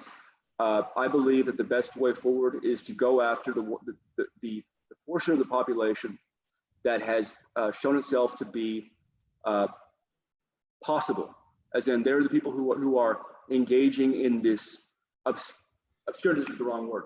I don't know what's going on in their heads, but they are intent on pretending that any medical information regarding masks or regarding like how germs work and how people are diseased, how our opinion changes of it as we study it more, and there's errors, and those things are hopefully addressed, and hopefully those things are cannot be discussed with those people. They're not acknowledged, and they have the advantage. They've had the advantage. They have pushed forward and created this weird thing that defies I think description. And so that is vulnerable, and that, along with the cops who have made themselves vulnerable, along with so keep focusing on those two elements, those things can be essentially declared war upon, and have been in many cases. The police have already been, of course. And we can start establishing this sort of articulate these reasons as to why we have been failed by these institutions, why we would fail our fellow citizens in many cases, and why we are not obligated whatsoever in any way, under any reasoning, even under democratic institutionalism, obligated to carry on like this. And that, for the same reason you're not obligated to like wait for the police to arrive if you're in some places there's no police around, or if the police are like, I just beaten up your dog and then left. You're not obligated to call them if someone else comes in and says, oh, I'm breathing on you, I got the disease, and then you're like, hey, this guy's crazy. No, he's not. How do you know he's crazy? Have you ever seen a test showing his diseases spread or if they exist? I mean, just fucking nonsense that I was not aware of the extent of it until a few days ago, frankly. And I've seen quite a bit. Those people having asserted themselves, having won the presidency already, quite frankly, having been led by the presidents, having him as their baton, as their baton death march, huh? Well, the only thing I'll add to that, I guess what I meant when I was talking about the blathering classes was they can talk about a hip hop musical about the founding fathers, but they never fucking talk to Tiffany Billions like you did. They never talk about like what is happening on the ground for people. So they know it. Palantir. I mean, again, Palantir. New York Times. They have several contradictory versions of what Palantir did. In the years before, Palantir, as they acknowledged, was involved in an election deal and got caught. As the New York Times also notes, disappears. They're not even talking about, again, the firm that White Canvas Group, the FBI announced, oh, this is the group we're going after. It's involved in the election. And the Mueller team, we have our mandate is to go after all these election issues, and that's the one. You've got articles, Washington Post, and all that. Totally never mentioned again. And there's a good reason for that. White Canvas Group was one of the firms that the FBI accidentally protected, or protected like knowingly, without realizing what was going to happen against us in ways where it involved lies and just bizarre, just bizarrities, if that's not what, I know it's not a word, but now it is. Again, it's a new era, people. Bizarrities is a word. They, for that reason, and that reason only, and probably because of probably other incompetence and missteps elsewhere, we've seen this Flynn thing. We've seen the DOJ collapse, essentially, by its own measurements, by the opinion of its own participants.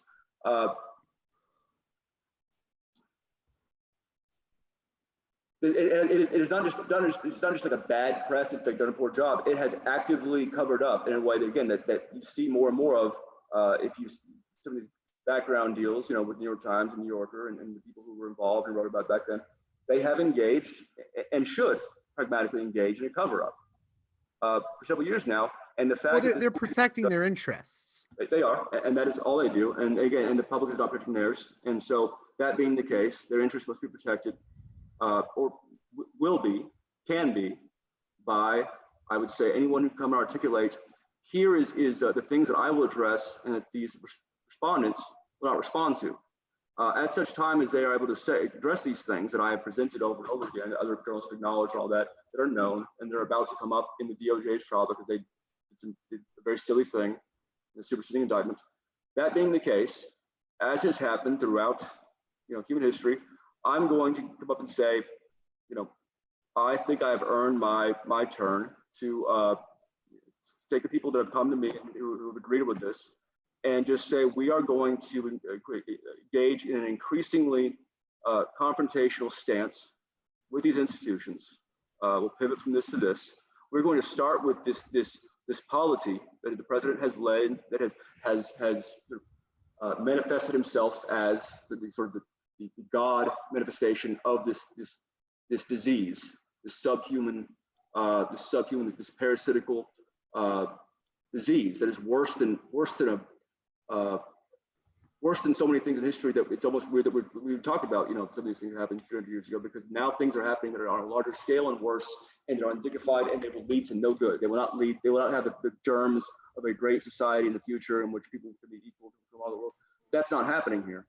And we're doing it in the backdrop of, you know, depending on one's views, I would say a great deal of risk as we go into this bizarre future in which technology is proliferating, in which no one's minding the store, and there is Bret Stephens is our guide. He's our Virgil. That's a travesty. And so I suppose this is an inferno of sorts. It's less than that. You know, I've read the Inferno. It's the other one. It's like Purgatorio, you know. It's like okay, well now there's a guy who was mean to me, the author, and now he's in hell, or you know, because he was mean to me, and so he's in hell now. Dante. Well, there are two things that are germane and that weren't enough. One is that you know, that polity of the anti-empiricists, like the anti-mask, like the ones they're not just like we're opposed to being forced to wear masks. I want to ask Derick about that, but finish your point. Oh no, go ahead, Derick. I want to go through some of these things again. Well, okay, Derick, what is your take on the anti-mask sort of Trumpism? Because like it's kind of accelerated and gotten. I think Trumpism has gotten a lot more wild than I thought it ever could, even in 2016. When you lose control of the narrative, you will reach for anything to reestablish control, even if it's maladaptive. Trump has been hemorrhaging, you know, according to the polls, elderly votes for this entire period since COVID, and the elderly are his safe bet. As far as like has purchased an American culture,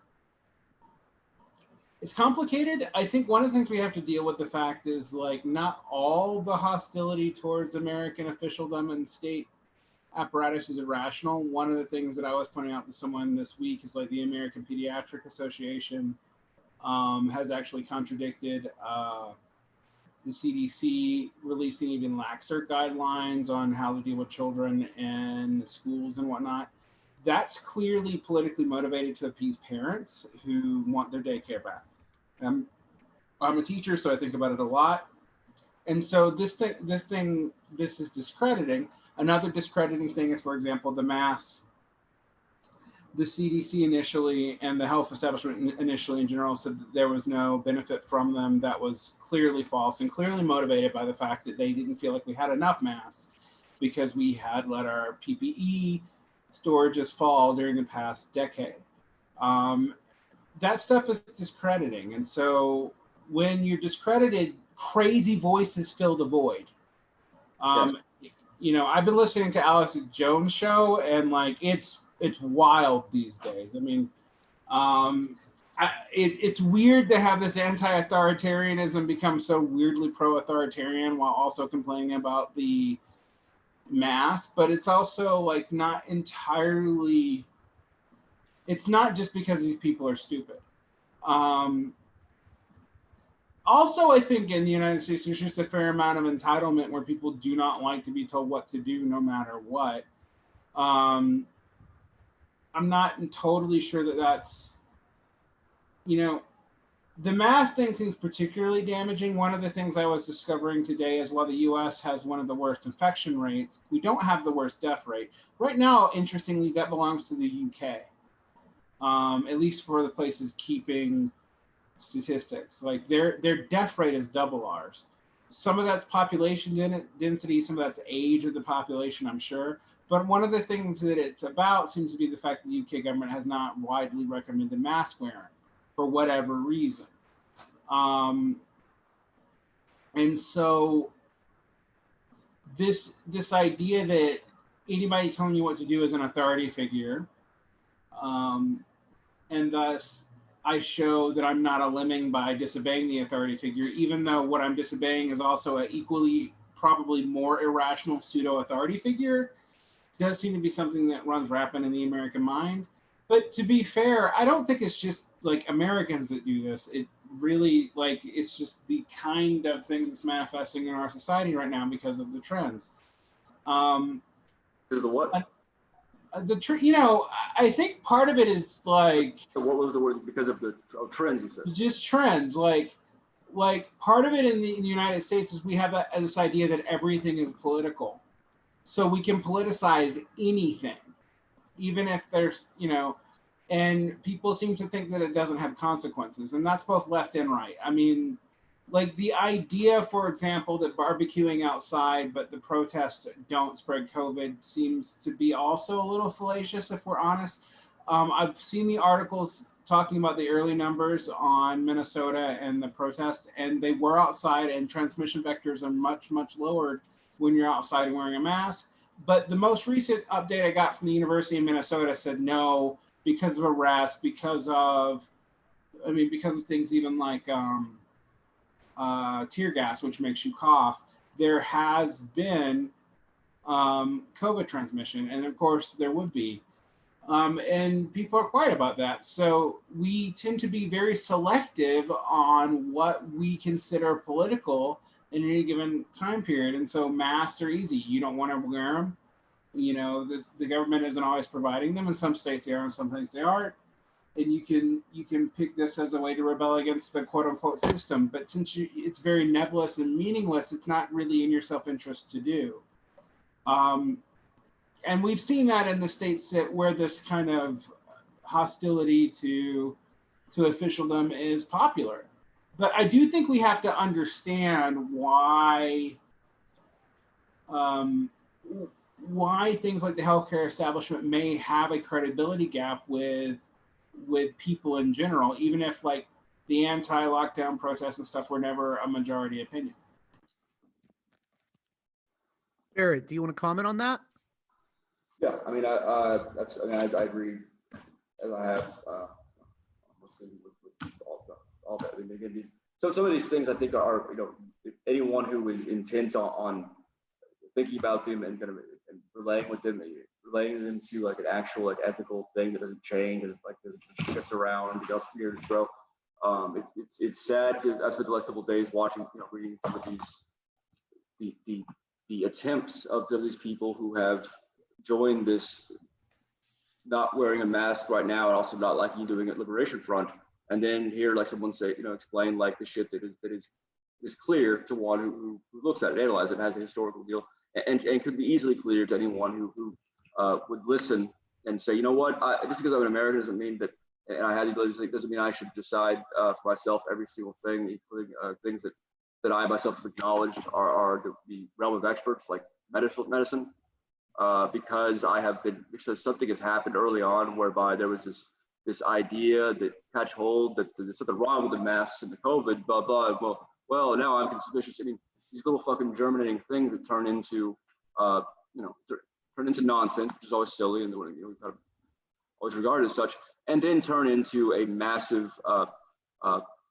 death beyond the scale of 9/11, which I seem to recall us deciding was an event that broke all the rules. It let all the rules were obsolete. 3,000 people died in a very cinematic way in the center of the world's ego, and it's a shame that it happened.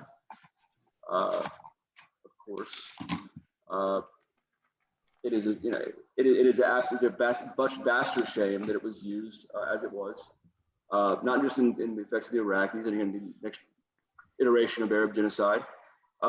It's a shame that it has allowed it created this crack. It was already there, but it opened the crack much wider, by which any hope of having a republic with the rule of law and empiricism and other things that were in play in the 90s. I remember them. You go back and you watch the things, you see them again, like, oh wow, that was said. That's amazing. That happened. Things deteriorated, and to see the casualness and the fucking and just the we're always, people were worried a couple years ago this being normalized. Trump should normalize this. It should be normalized. Well, it happened. I was going to say it's interesting. 3,000 people die on 9/11, but how many COVID deaths? And it was most crazy fucking that's what I'm saying. It was a world-changing event, and we were struck, and then the planes hit, and don't you remember those planes hit? And the planes hit the big deal, the planes hit, and thus all nothing is true, all is permitted, because the planes hit. And so obviously anyone who's regardless of what it was pro or anti-American, I think anyone can acknowledge that was a wacky thing. The wackiness, the thing you see as wackiness, the thing we sort of accept is like, that's how wacky things are, has led to this massive this trajectory of death and deterioration of morals and ethics and objective reality in a way that unfortunately we did not have the supposed Burkean conservatives combating. We did not have the Alan Blooms like out there saying, oh, you know what, we're actually doing this now, aren't we? We're the ones now, as opposed to the early like proto social justice warriors and the far left. We're the ones who have added to this tremendously, and really done a great job of whining about it while holding power, oftentimes in a way that the left has never able to achieve. That left never really got somebody who would be like, yeah, you're right, yeah, like the left has never had an equivalent of Trump. I don't know what that would look like. I didn't want to think about that. Anyway, but that's beside the point, and I apologize for it. Well, I want to ask Derick, where do you stand on what Barrett's saying right now?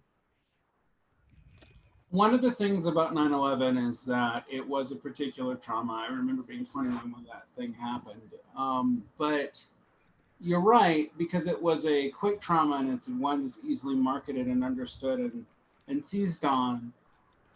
It's very hard to compare to things now, but the scale is so much larger.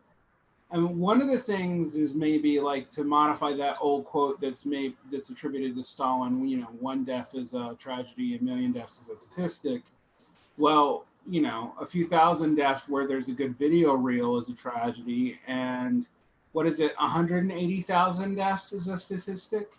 Like, so far, as of today, and then whatever, and then add on top of that, I guess a comparable economic deal. Actually, no, wait, I don't remember the economy shedding 20, 30 million jobs after 9/11, so vastly more spate of suffering on top of it. Yeah, but yes, something that has already vastly transcended.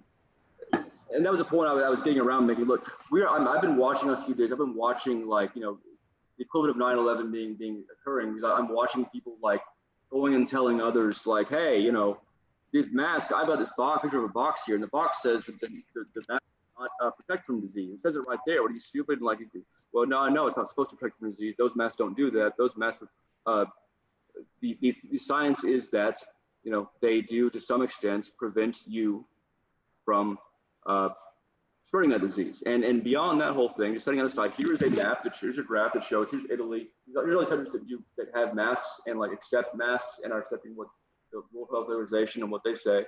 And here's our country that's saying, oh, that's the government and the media. And again, it's just scientists, and there's scientists from all over the world, scientists in Cuba and Venezuela and China, and you know, independent groups of whatever Palantir, secret hospitals, where they're all in agreement. They're in agreement because the U.S. government or media is saying, aha, we're going to make them into sheep. But that is the rhetoric in a way that, again, it's hard for us to accept the importance of it because it's silly.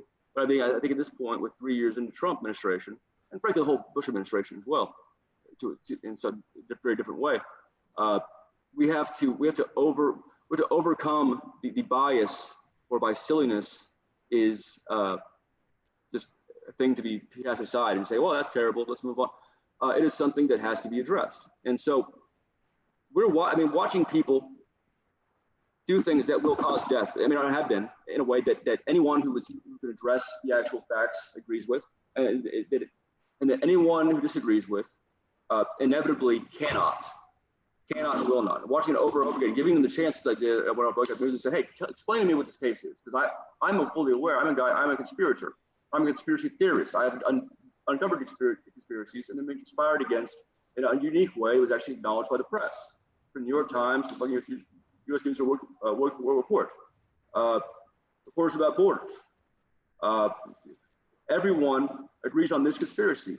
And there's more to it than what's known. And it involved some things that are pretty traumatic the more you learn about them, especially because when you see the press involved in covering up, not because they're ideological, not because they're paid millions of dollars or their family's been kidnapped, but because it's easy. Tell me why we should not shake this down. What do you mean by conspiracy? Well, I mean, I was involved in uncovering, some of the Team Tina stuff, and then the private things. And after that, were some acknowledged, some said, the Guardian, their Spiegel, and then we're just sort of forgotten. And then the Palantir stuff, and I learned it's not enough. It's all the things that we did. Again, that Aaron Schwartz did. Aaron Schwartz worked with me a couple times. I didn't know who he was, and I didn't remember for a long time later. He worked on me on persona management, on investigating this practice of creating these false personas, these false people that the CENTCOM was doing, and that any private group could do. It's very easy, and it poisons any possibility of conversation and be able to assess what is coming from where. What do people think? Are those real people? It is the 21st century. 20th century was the age of deleting people, of censoring, of unpersons. This is going to be a much more sophisticated and, frankly, to me, frightening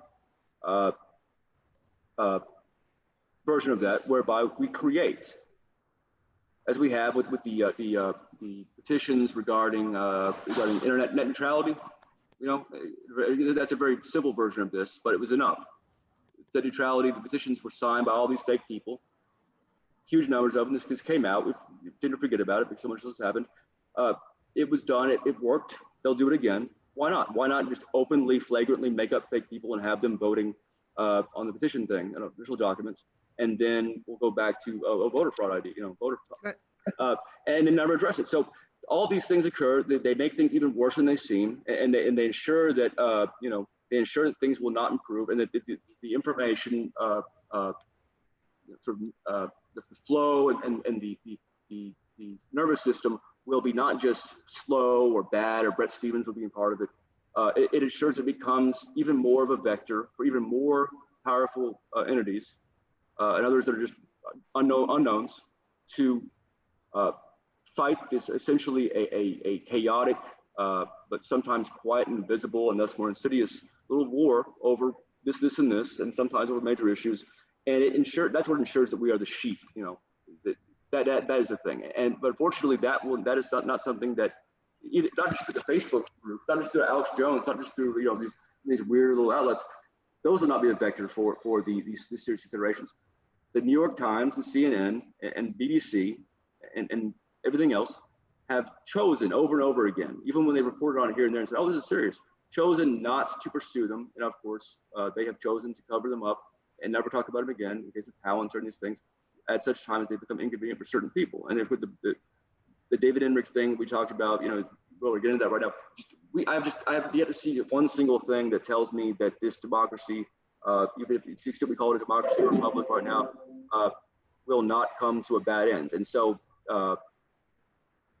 my stance then is the most important thing I can say right now is, again, that it's not the 90s, and we have the means, we have precedents, we have precedent according to our position, like they, acknowledge that these things, these emergence things will be a threat to them.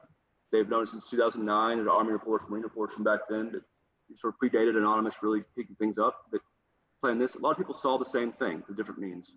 And of course, in science, reproducibility predictions means that your hypothesis has value. And given all these combination of institutional rot, institutional failure, institutional active malevolence, that we should be looking for organizing right now efforts to kick things up the same way it happened with police, whereby we say, look, here's this thing that's happened. You have ignored it over and again. You've done it over and over again. I know it's old. We know it's old news. Yes, the police have done this thing before, blah, blah, this time, this atmosphere, these combination of factors. We have no choice. We can afford, nor can we, in good conscience, not kick things up over and over again in ways of being pushing aggressive and hopefully clever, and that we've had time to think about, in many of us, and that in which we will bring in a large polity of people who will also contribute their input, their criticisms, ideas, tactics, their sort of identities in something that is more of a democracy and more noble and more potentiated with goodness, obviously, than this fucking nightmare patchwork of inertia. And so the two things.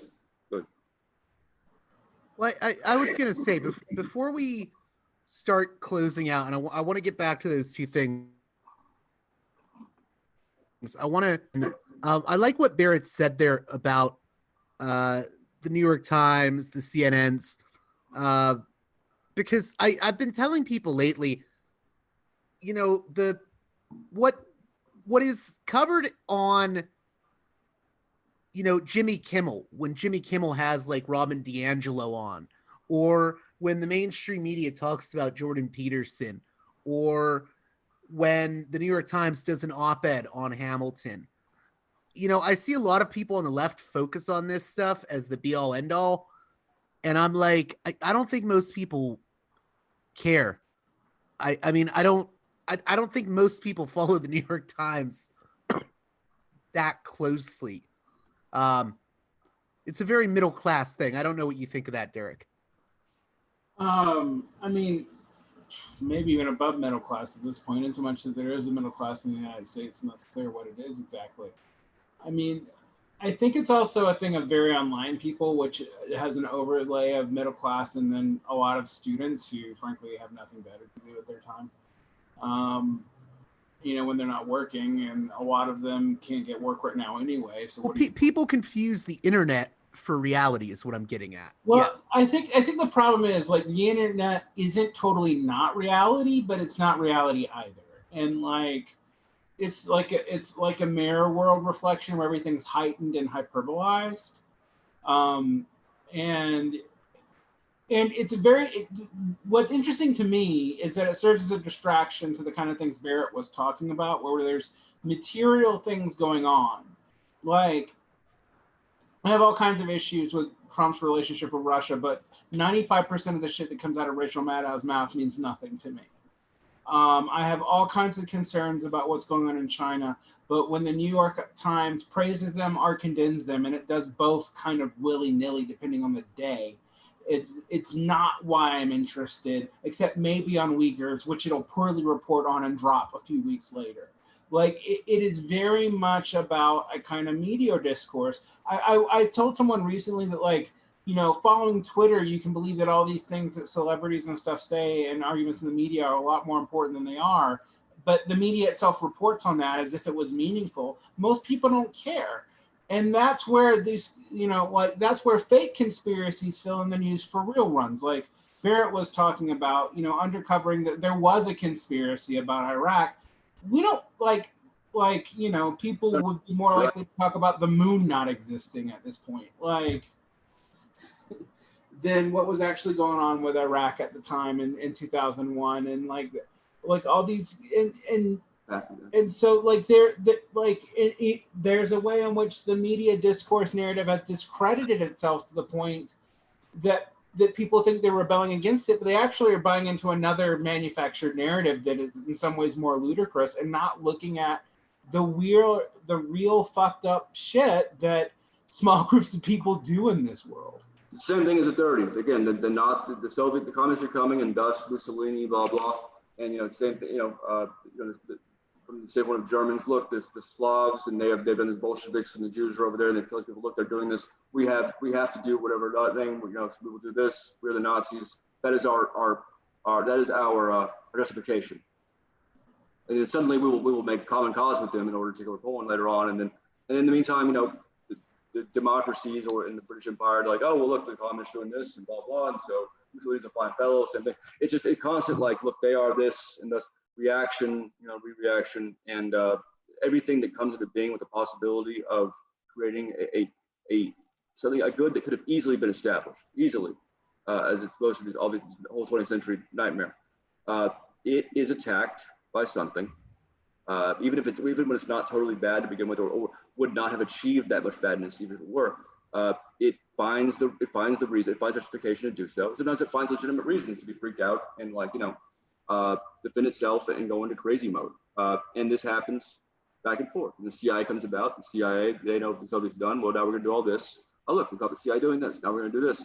And there always remains an argument on both sides. And sometimes one is vastly better than the other, but they're never quite uncontaminated. By which I mean, it's not just that, oh, we did bad things. It's like, no, we didn't do bad things. And thus is that there's nothing from which there could arise a kind of consensus of any sort, whereby a decent consensus that could stand on its own and cannot be chipped away at by the next group that's going to oppose it. And then, they themselves will oftentimes fall in that same trap. And that is something that should be interfered with. And in fact, it is a requirement that dynamic which we're in be interfered with. And 20 years ago, there would be no obligation for anyone I ever talked to starting, immediately to commit to, at least on principle, to the idea that this Arab genocide last 20 years, every 30 years, is wrong and vastly terrorist, and is worth opposing the government for and the people that are in favor of it. And that, so on and so forth, the press cannot do this. We've already discussed it. We all know these things. And that even the conversation is not going to result in anything. And so rather than just sitting here and gambling, not even gambling, ensuring another vast round of genocide and all these things that we supposedly would be hope to oppose, if we want to say that we have any reason to exist as citizens, as a country, whatever. Rather than do that, in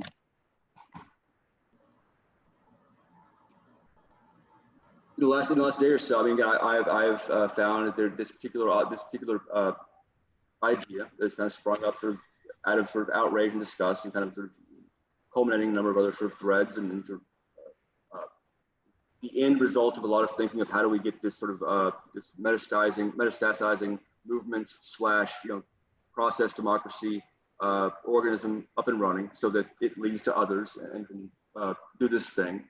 You can overwhelm some things, replace some things, delete some things.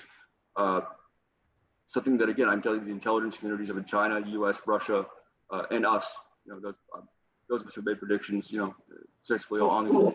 We all agree that this is the way forward, that it's viable, that none of it is not at all something that shouldn't be pursued. And so the two things we have, I wanted to just mention tonight, and then later on I'm going to go into more detail.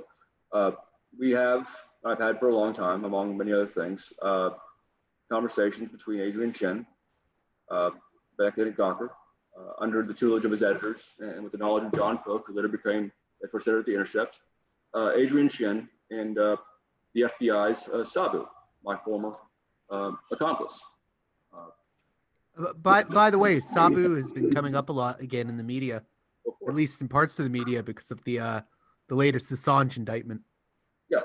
In fact, let me let me show you a certain portion of the Assange indictment that naturally has been overlooked, and that I was sort of waiting a week or so to see, like, is there any, will this thing happen naturally without, you know, crazy Barrett Brown coming and fucking big emotion? Everybody says no. Fucking answers the press outlets that could make hay of it, to the extent they even would understand it, have not, and to the extent to which they know perfectly well what this leads to. You know, they're going to continue, you know, doubling down, because they don't see the point at which, and I don't blame them, at which necessarily this ends, you know, for them in an unfavorable way. They know they can just weigh out everything. They know they could leave the impetus on us to try to somehow force outlets to acknowledge, oh yeah, we did this thing as that's, we cannot correct, like we changed it, we got someone's name wrong. We can never address this. And so let me show you what that is before we finish talking about the Adrian Chen deal. Again, and it's funny because it's not like Party PM, I guess, like a minor thing. There are documentaries and books and, like, again, you know, articles and everything. Party PM itself, again, even the fact what we did, it's not a mystery. It fucking shouldn't be. It's not like I haven't, like, occasionally fucking got done picking a bunch of fucking drugs and, like, just fucking went on a rampage and contacted people who know about it and said, hey, what the fuck, why are you doing this? I've burned all my bridges over, even with Marcy Wheeler, who I like. I just fucking finally told her, like, hey, why are you not fucking addressing this shit? Why do you think the FBI is going to protect democracy? Why do you think the FBI would have any impetus in this? You know, you came to me, you told me that there was more Russian intelligence shit, and some other fucking variables even beyond what I knew.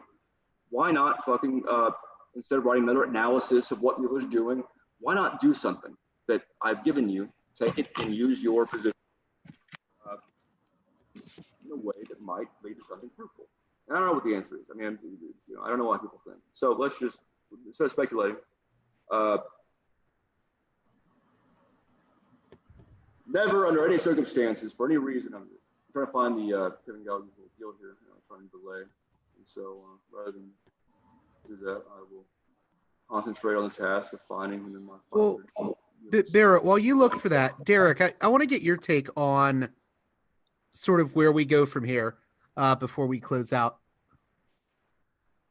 Where we go from here right now? I mean, for one thing, I think you're watching a very decadent empire begin to unravel, but there's not a clear replacement. So you would agree? I think all of us agree that the institutions have really decayed and degenerated. Right, but I mean, like, one of the things I've seen is, like, China's not really ready to step up to the plate either. I mean, if you look at the way they responded to the financial crisis to increase tensions with India, which is also kind of a basket case country right now, and I say that because, like, there's this dream of a lot of liberals that there's always a hegemon to step in and take the place of the former one or a new system to purely keep things progressing.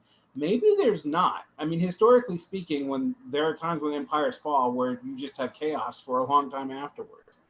And I also don't think it's going to be a clear, like, oh, like the America just falls and ends overnight. It won't be like that.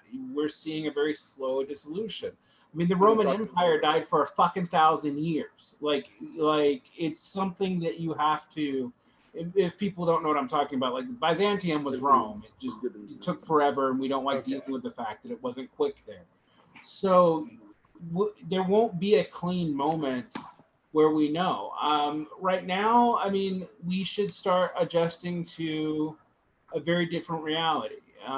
One where there's a lot less, where the United States has a lot less power, but there's not necessarily clearly any good guys to come up and replace it. I think that's another good point that ties into what Barrett was saying. You know, where you have on the one side, it's like Russia is the ultimate evil, and it almost is like a mutant strand of Judeo-Bolshevik conspiracism that I see going around lately. Mm-hmm. You know, I was just reading an article in the New York Times talking about the DNA of the Russians is deception. I was like, that's a really weird metaphor. But But it is a metaphor. It could be right. To Nixon's thing about the Jews. There's deviousness to them. You know, there's deviousness to them. Nixon say like there's deviousness to them. They're being devious. Oh, well, by the way, I got to hide my pills, and I mean, just Right. But the thing is, I mean, Barrett, you're right. I mean, even if you don't like Russia, you know, that doesn't mean the FBI is your friend either. And I wanted you to comment on that. Derick. Varn, you with us? I said I was agreeing with Barrett. Like, you cannot like Russia and not necessarily think the FBI is your friend, or conversely, you cannot like the FBI and not necessarily think that, you know, Russian intelligence services are your friend. You can realize that RT is state media and it's propagandistic, but occasionally breaks good news. Good news, you know. Yeah, absolutely, and you showed it, and it's a shame that it's such a huge struggle in the last few years to try to get people to do so, and ultimately one has to acknowledge that one cannot get everyone you can't force someone to go against their little their protective, weird little crude mechanisms, and so it's always best you know, to deal with somebody who doesn't need those because he's already a megalomaniac. So on that note, here is from the WikiLeaks document. Of course, you can't see this at all, but I can read it for you. I can paste it in the deal or whatever. But read it for us. I can't really see it. On January 6, 2012, and in response to a message from Sabu that stated, "If you have any targets in mind, by all means, let us know." Assange initially responded that he could not give target suggestions, quote, "give target suggestions for the obvious legal reasons," unquote. But approximately 44 seconds later, added, "but for people that do bad things and probably have that documented, there's," and then there is a hard parentheses there, "research investigative firm," it's Kroll, I know that from WikiLeaks Legal, and quote, "lots of the companies," quote, "listed on a website," okay, and this is DOJ's words, "listed on a website whose address Assange provided." So he would give an address of a website that had a bunch of firms that were documented as having been engaged in these things that were good targets. It was the same website that WikiLeaks had tweeted about a number of times. When Edward Snowden came out and Booz Allen Hamilton, people asked a question about that. They later on linked to you know, that website and their page on Booz Allen Hamilton, which had actually a deal on a little plot that was never really determined vis-a-vis WikiLeaks. Vis-a-vis Booz Allen Hamilton. And H.B. Gary and Aaron Barr, who was flown out there for the purpose. That's all on the website.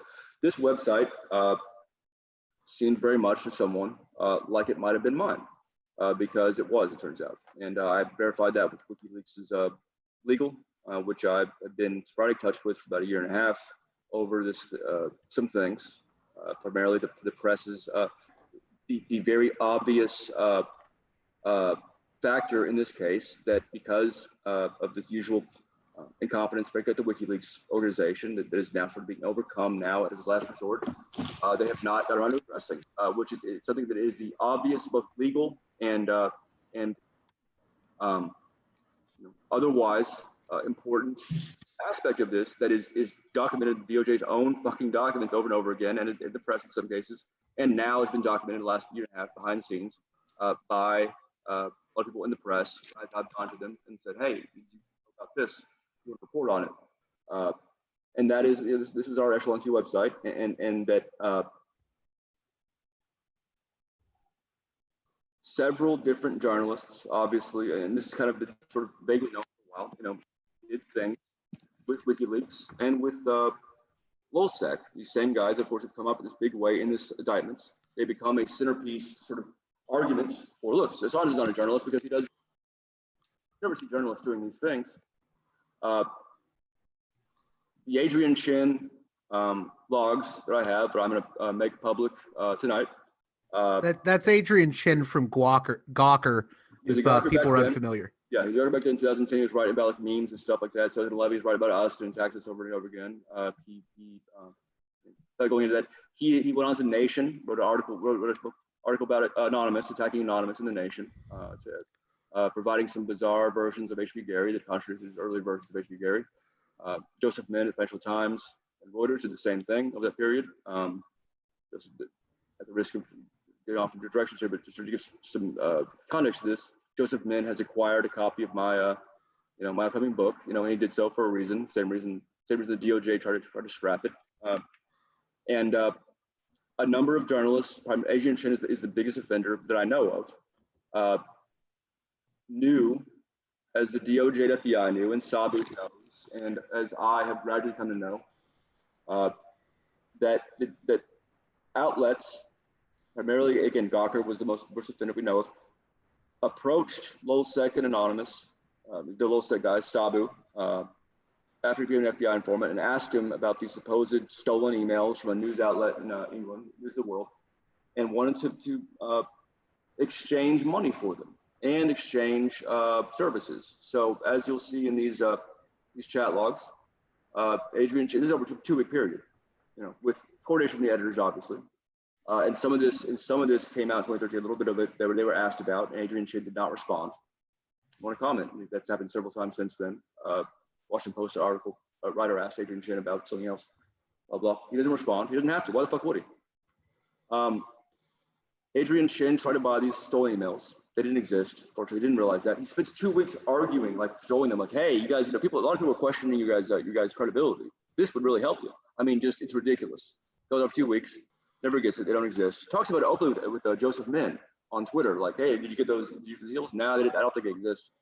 Stratfor, the day that I am doing my usual thing, going through emails and trying to find stories to give away to journalists like Adrian Chen, who now I've got all my comments about Adrian Chen back in the day. I think I've talked about that. And he approaches Sabu and says, hey, you got to Stratfor emails, so you send those if you want. And someone's like, oh yeah, I'll do it exclusively. I've got to blah, blah, do this thing, blah, blah. Like, great. So I'm not able to, I'm not Adrian Chen, and so I can't, and for some reason, like everything's a big hassle with me and with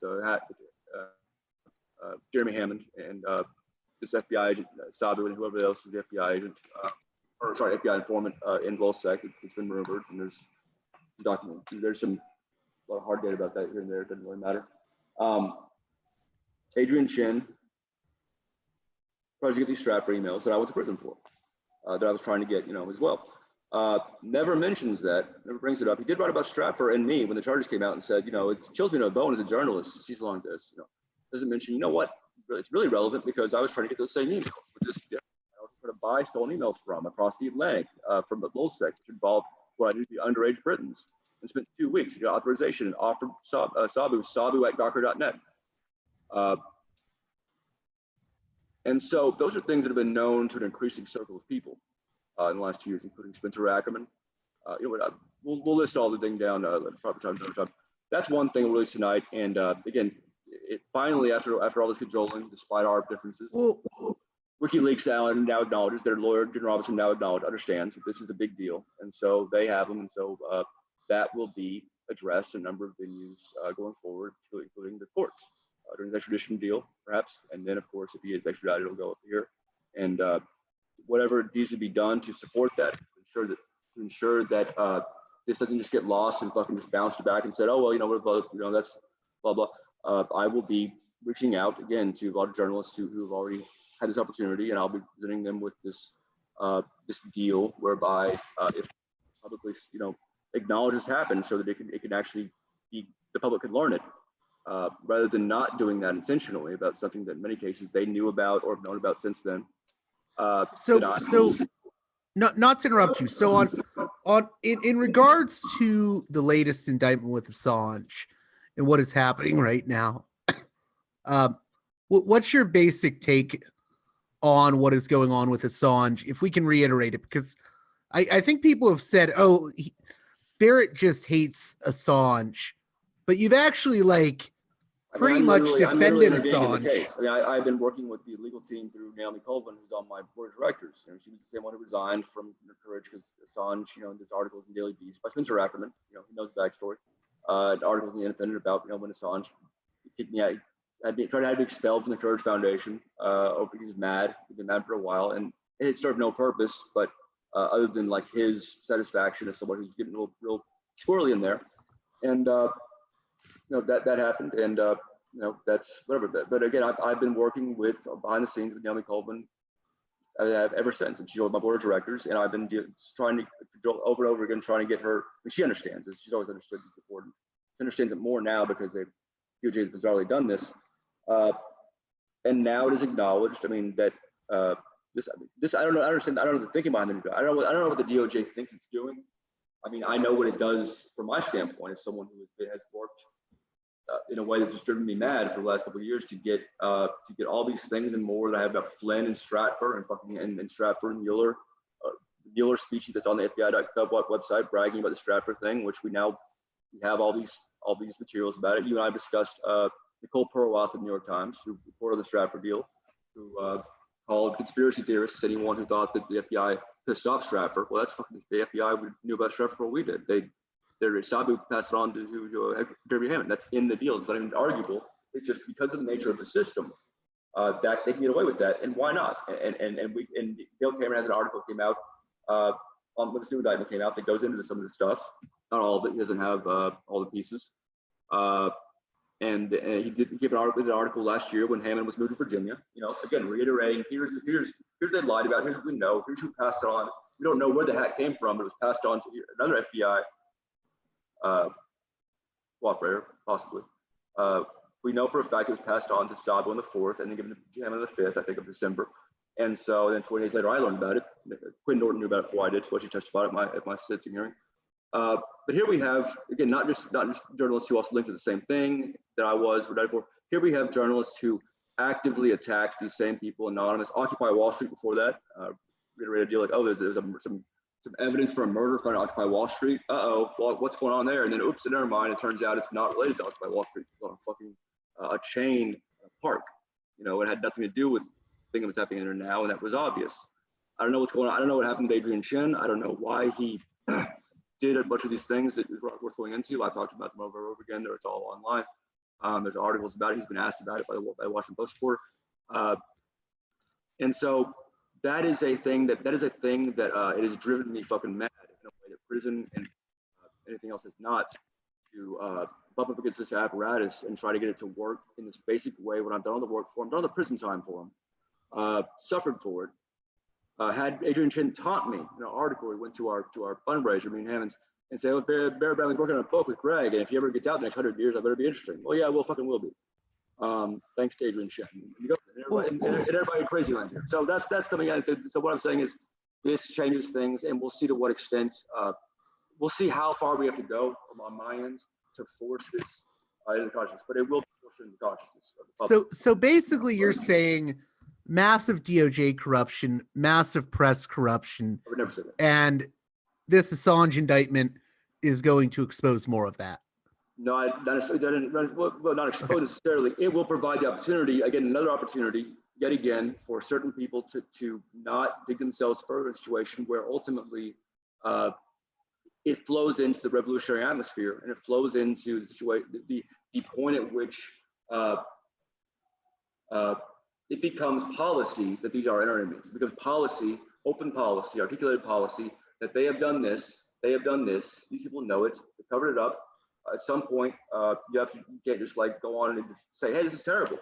Let's talk about it some more. Hey, this is terrible. We were talking about this, it's the same thing. Same thing as saying, oh, America is this, blah, blah, and it's on Twitter.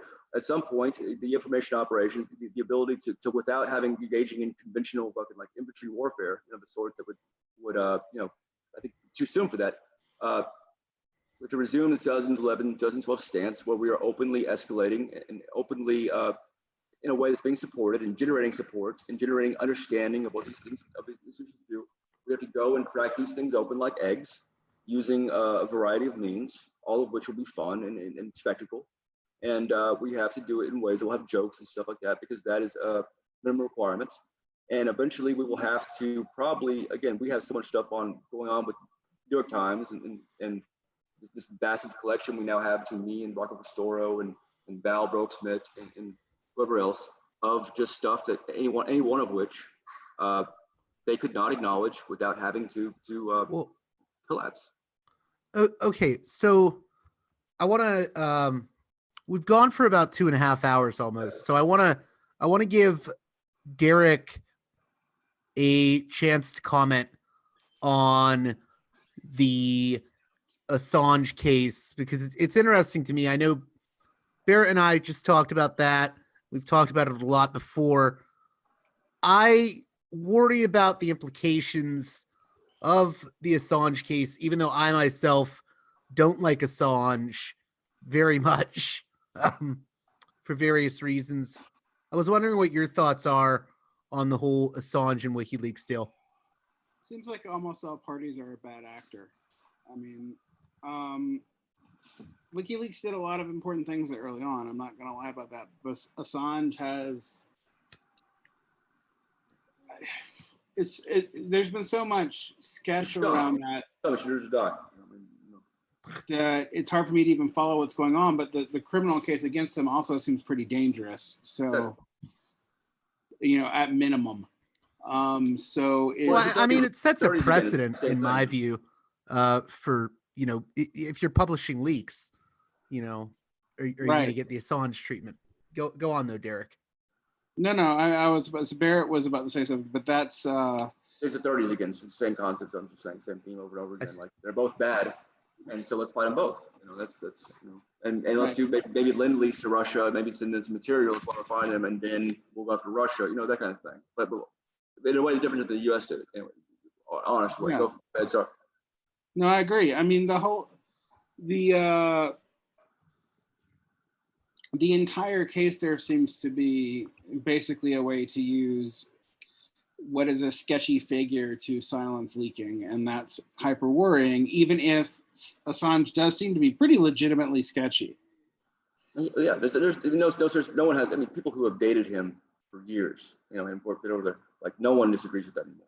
I mean, that was something that was gradually, and there was a absurdist period. I mean, no one who is not a demented, like weird Stalinist, like on Twitter, doesn't think that Assange, and then there's the other end that overplay certain things, and then we're calling me love our agents. But yeah, didn't Assange sort of drew first blood? That's what people forget. Like you never drew first blood with Assange.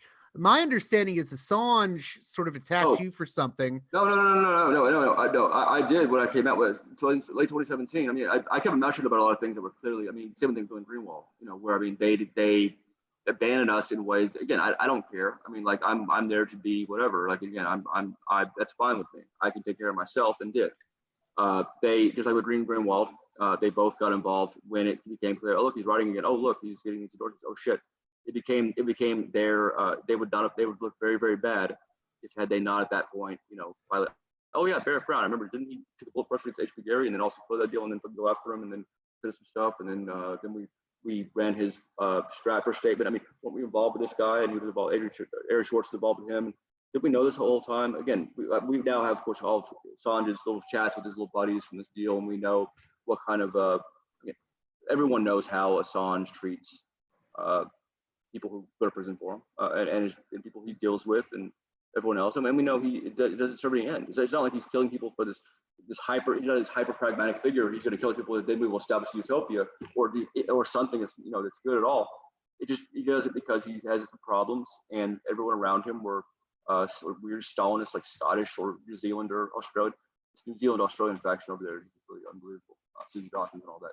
And so this is allowed to happen, and the entire movement was squandered, and all the money and resources and attention, the most important part, that could have gone to the 1,000 fucking things that were still coming out of, they're still there in WikiLeaks, still there today. And the people who, could have served a purpose as martyrs. Again, not pragmatic. I'm not saying to help them. Again, but they could have served a purpose to advance certain things and expose certain things. It could have been easy as fuck for them. I mean, I was able to do some of that stuff from prison without uphill, having started from a point where anyway. So it's a shame. Anyway, but again, so yeah, Assange's scum. I mean, I got kicked out of Twitter, my own personal account last time for saying that Twitter, the DOJ is an immoral thing, should be allowed to prosecute Assange, but he should probably be executed by something better down the line. Now, the fact that I've already ordained the sentence, because I prefer the French system where you're a magistrate and there's no jury and it's like, just look at it and say, okay, blah, blah. Really, I prefer the Alexander Berkman system. And WikiLeaks people got to be You can just call it a revolutionary tribunal, my friend. Yeah, just try the term. This is the problem. And I want to think of the better term. Well, I mean, baggage. A more diplomatic term, I'll give you that. But. No, yeah, I advocate again. I'm very open about in the absence of the rule of law and in the presence of all these Saudi Arabia and the U.S. There is nothing at all that I won't do and articulate and explain, the ethics of. That's a lot of what I do lately, because I'm trying to see who gets it now and who's going to say, well, what the alternative is. What's the alternative to any of this? And it is, Susan Collins, write a concerned letter saying we're concerned, and we're concerned about this. I mean, that we become Susan Collins, the whole nation of Susan Collinses, to the extent that ultimately we don't say, okay, hey, what can we do? What's appropriate now? What will work? What will help to get the ball rolling?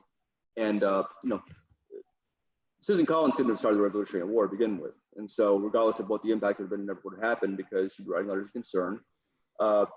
Britain, which actually frankly isn't that big of a deal, because Britain didn't do that much bad stuff to the citizens of the colonists compared to the vast criminalized, in every single fashion you can imagine, behavior of the U.S. government towards itself, its people, everyone abroad, truth, like dignity, like aesthetics these days. And so the Susan Collins way is to just sort of brush it aside and say, that it's a shame. I would say that here's my analysis of WikiLeaks deal, just real quickly, is that it's not worrisome. It's not worrisome as a precedent whereby the DOJ will be able to get around, be able to prosecute criminalized dissent and weaponize statutes to that end. While meanwhile, that's not the concern. That's already happened, and this is it. I mean, this is the whole thing that shows that. And unfortunately, I just don't have. At some point, I just stopped trying that hard to really say, hey, do you want this thing that there's 12 articles about me taking a bath.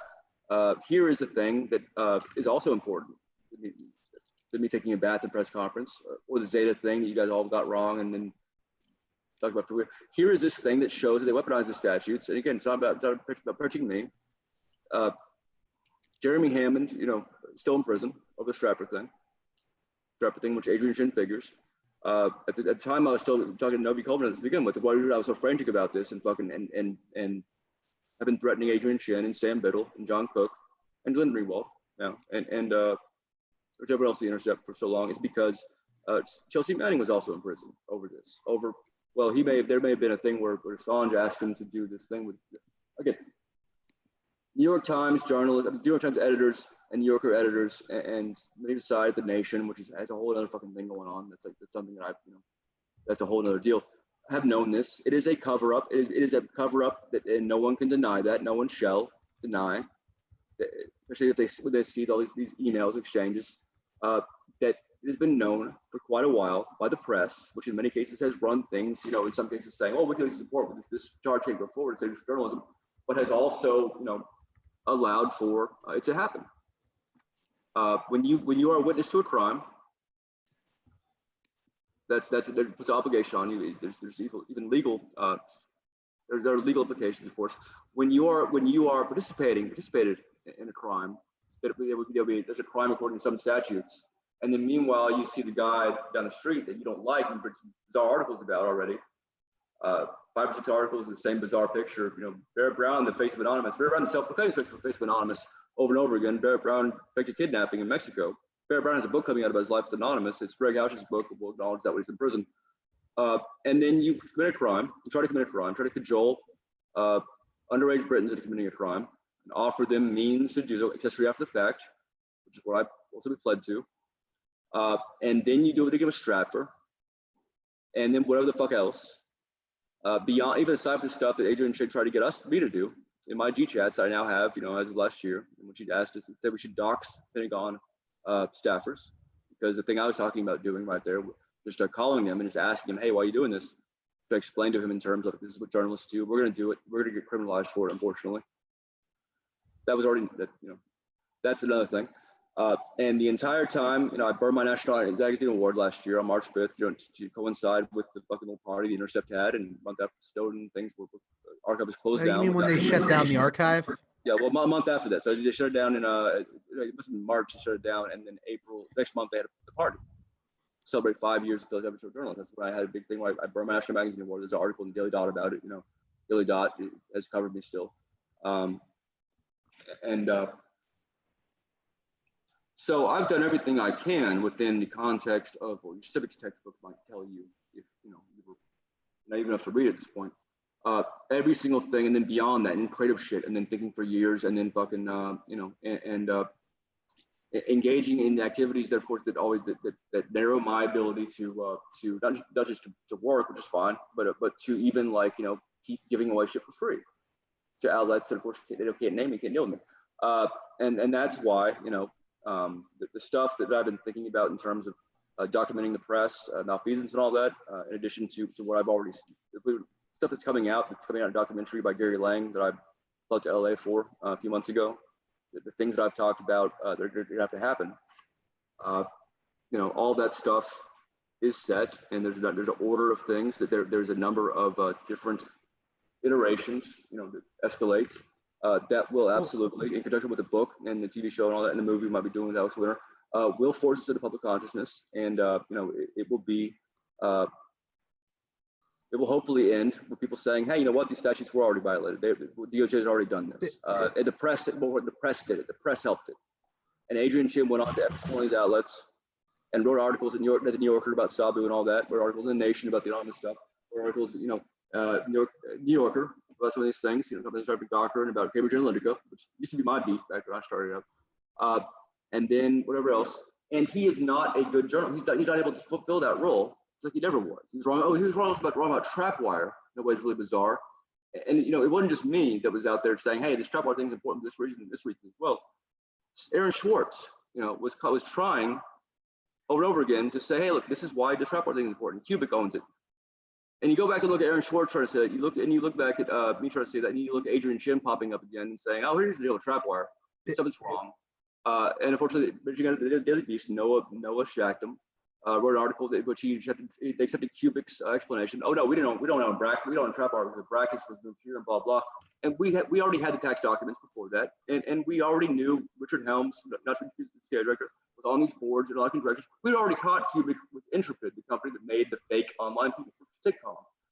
It just goes on, and so that I hope that explains why I've been so, even for me, erratic. Very single-mindedly focused on this. No, unfortunately not, because there's so many other fucking things going on as well. This is a small drop in the fucking well of deterioration. So that's why, between that, releasing that's normal stuff. The other thing is I'm creating a new wiki along the lines of Project PM to document from press to someone's uncle, everyone that we can find, that volunteers can find, and we've already some people set the wiki and all that, and pretty excited about it. Everyone who has minimized, not minimized. Because COVID disease like this, it's science, and so there is a great deal of absolutely legitimate, scope, I think, for saying, this is not that, we'll compare it to this. I mean, but people who have, at this point, I think, ridiculed masks, people who, like my girlfriend's stepfather, who wrote an article in the op-ed in the Victoria newspaper down there, who wrote an op-ed on March saying, that COVID's not a big deal, and that quoted, which I got it memorized. I should have memorized that COVID. Why is the media pointing fingers and playing the blame game? Whatever that means. Shouting fire in a theater. That behavior is not protected by the First Amendment. That was the first paragraph in the fucking article. I mean, he's kind of a weirdo. Stuff like that. Just everyone who, this is a doctor. This is the guy's a doctor, famous physician in Texas who wrote this article, telling people don't worry about COVID and all that. That's one thing. It's important to document who was wrong about things that became major. And so we're going to be documenting. I've already begun documenting individuals, private individuals, in a way so that when the mass deaths are over, next year, next wave, or as they continue, people will know which little journalists here and there, which Vanderbilt University specialists, which people on Facebook who have some kind of culture, some kind of role in things, they can anytime emerge as someone important given the nature of things, who has spent a lot of time or little time, whatever, telling people false things about like COVID isn't a big deal, right? Well, or no, just sure. I don't like to use that term, big deal, because that's I mean, I would take issue with that, yeah. But I'm saying people who have routinely said the masks not able to. They don't serve any purpose. Hey, did you know the mask really can't protect you? And like, yes, everyone knows that. Or unfortunately, people don't know that because they've been trying to put this out. And there's this counter fucking information that clogs it up, and so people don't know. And this is going on a scale that, again, it is contributing to not just one person, like, saying, you know what, I don't need those masks. I read that thing. That's sheep stuff. Then they're spreading it to 3 or 4 other people. And so we get to it starts getting these areas where no one is taking it serious, like the fucking rural areas and fucking like public strongholds where I produced a Rocco Pastoral. It went down to see what little parties they had last month. They were a whole town at a party, and they all got fucking sick and it spread to other people. We're watching people engage in a fun, cute, real-time little game that, as someone who's dealt with people like Aaron Schwartz and Chelsea Manning and like the younger kids who work with people volunteers, they got raided in Norway and shit like that over research, looking at it and seeing this stuff and seeing that on top of everything else, it just tells me that it's time to start causing the focus to change finally onto, okay, what options do we have in terms of building governance among collectives, and so they can spread out and start fulfilling functions, which is going to have to happen in many cases anyway, and at the same time knocking down institutions. And so the thing is, it's not just me that is now ready to do that. There's organizations, wide range of people, including people who, Black militants, Black socialists. I just saw you like about an hour ago. We had dozens of armed Black men marching on a Confederate monument in Georgia. We're returning to the early 70s now, except this time we have some more cards than we had. The uphill part is that it's not the 70s. People had still been pussies for a long time, and so it still will. It's going to take a lot to discourage that, to bully it, quite frankly, and to use spectacle and encouragement and the old art of leading into adventure to rekindle that. But luckily, we also have something more cohesive than that. We have these ideas about process democracy. We have these iterations, and so there doesn't have to be a leader. We don't have to have a black box with Assange. People can emerge, and so these things are in the air, and so we'll see how well they do. And I aim to push those things, but it always starts with spectacle, and that's why we are creating this wiki. I haven't named it yet. We're gonna name it after someone probably we don't like it all, to make sure they are forever embedded for this thing that they did. We have a contest to do that, to do that, but we have a lot of people responding to this in a way that is surprising to me, or not surprising, that is heartening to me. And we will absolutely be in the process. Not just. It doesn't matter that we provided a large compendium of who has said stuff on Facebook. It might be a little bartender somewhere, or a columnist here, or a Vanderbilt University guy who talked to the press and said it's a blip on the radar. Just hilarious fucking quotes that we've got over there on my office. It will create people thinking like, oh shit, there are things we can do. There are things that will start, at first they'll laugh and then they'll be terrified by, and they will get upset. And then we will start a reaction where other people will see this, and we can start an actual informational civil war on the part of empiricism and decency and the ability to articulate like why you think something versus this inchoate fucking little subhuman, postmodern, toy fascist, not even Nazi, kind of weird hybrid creature that does not, I think, stand a chance. Now that say what you will about the tenets of National Socialism, at least it's a fucking ethos. Exactly. Barrett, I'm not trying to be rude or cut you off. I know Derick has to get going, so I want to give Derick final word. But Barrett, what just in like a few lines, what is the upcoming project? How can people check it out? We're documenting in order to reassert consequences in a country that, bottom line, the failure to apply consequences across the board, as opposed to like having a monopoly among the poor and disaffected and Black and activists. It's time to share the wealth of the consequences, and the wealthy and police and Karens and press should also sharing consequences in terms of social awareness of their failures, in terms of lots of career problems, and frankly in terms of unpleasantness. And so that being the case, in order to get that ball rolling, the other projects where consequences are pursued via the means we have available that are there, because no one has, most people can't do this kind of thing. It takes a certain kind of, I think, maybe lack of something as well as a existence of something. We're going to do this project where anyone in archives, links, of things people have said have been deleterious about COVID. And so rather than say the framework that it has to be this, people do you have the? I guess what I'm asking though is, do you have the link for that, or are you releasing that tonight? We don't have a wiki yet. We're announcing the project so that people can come into the completely framework. Awesome. Well, we'll keep people posted on that. And then Derick, Varninator, final word on everything we've sort of been talking about. Are there alternatives to go back to the show that we used to do at Zero? Alternative, I mean, honestly, I am hesitant to say that there are easy alternatives that we can preemptively spell out right now. But I mean, the one thing I can say for sure is that the idea that we can continue on the path that we're on without major calamitous consequences is way more delusional than almost anything else you can throw out there. In some ways, that's the most utopian answer. But, it's going to largely depend on what people really start demanding for and how much they're willing to put skin in the game to change it. And that's yet to be seen. In the context of, there's a lot of chickens are coming home to roost at once, to bring that 9/11 reference back in, but like in a way that has to do with health care, the way it has to do with the environment, in a way that has to do with financial markets. No one's in control of this right now. So you have to try to seize it and do what you can with it, because things are going to get a lot crazier. So Casey, do you want to post up? It's a little paragraph. 50 Billions posted up an hour ago, and it just happens to relate to this. So everybody read that real quick. The only man who ever loved me despite my flaws passed away today, alone in a nursing home facility with no visits due to COVID.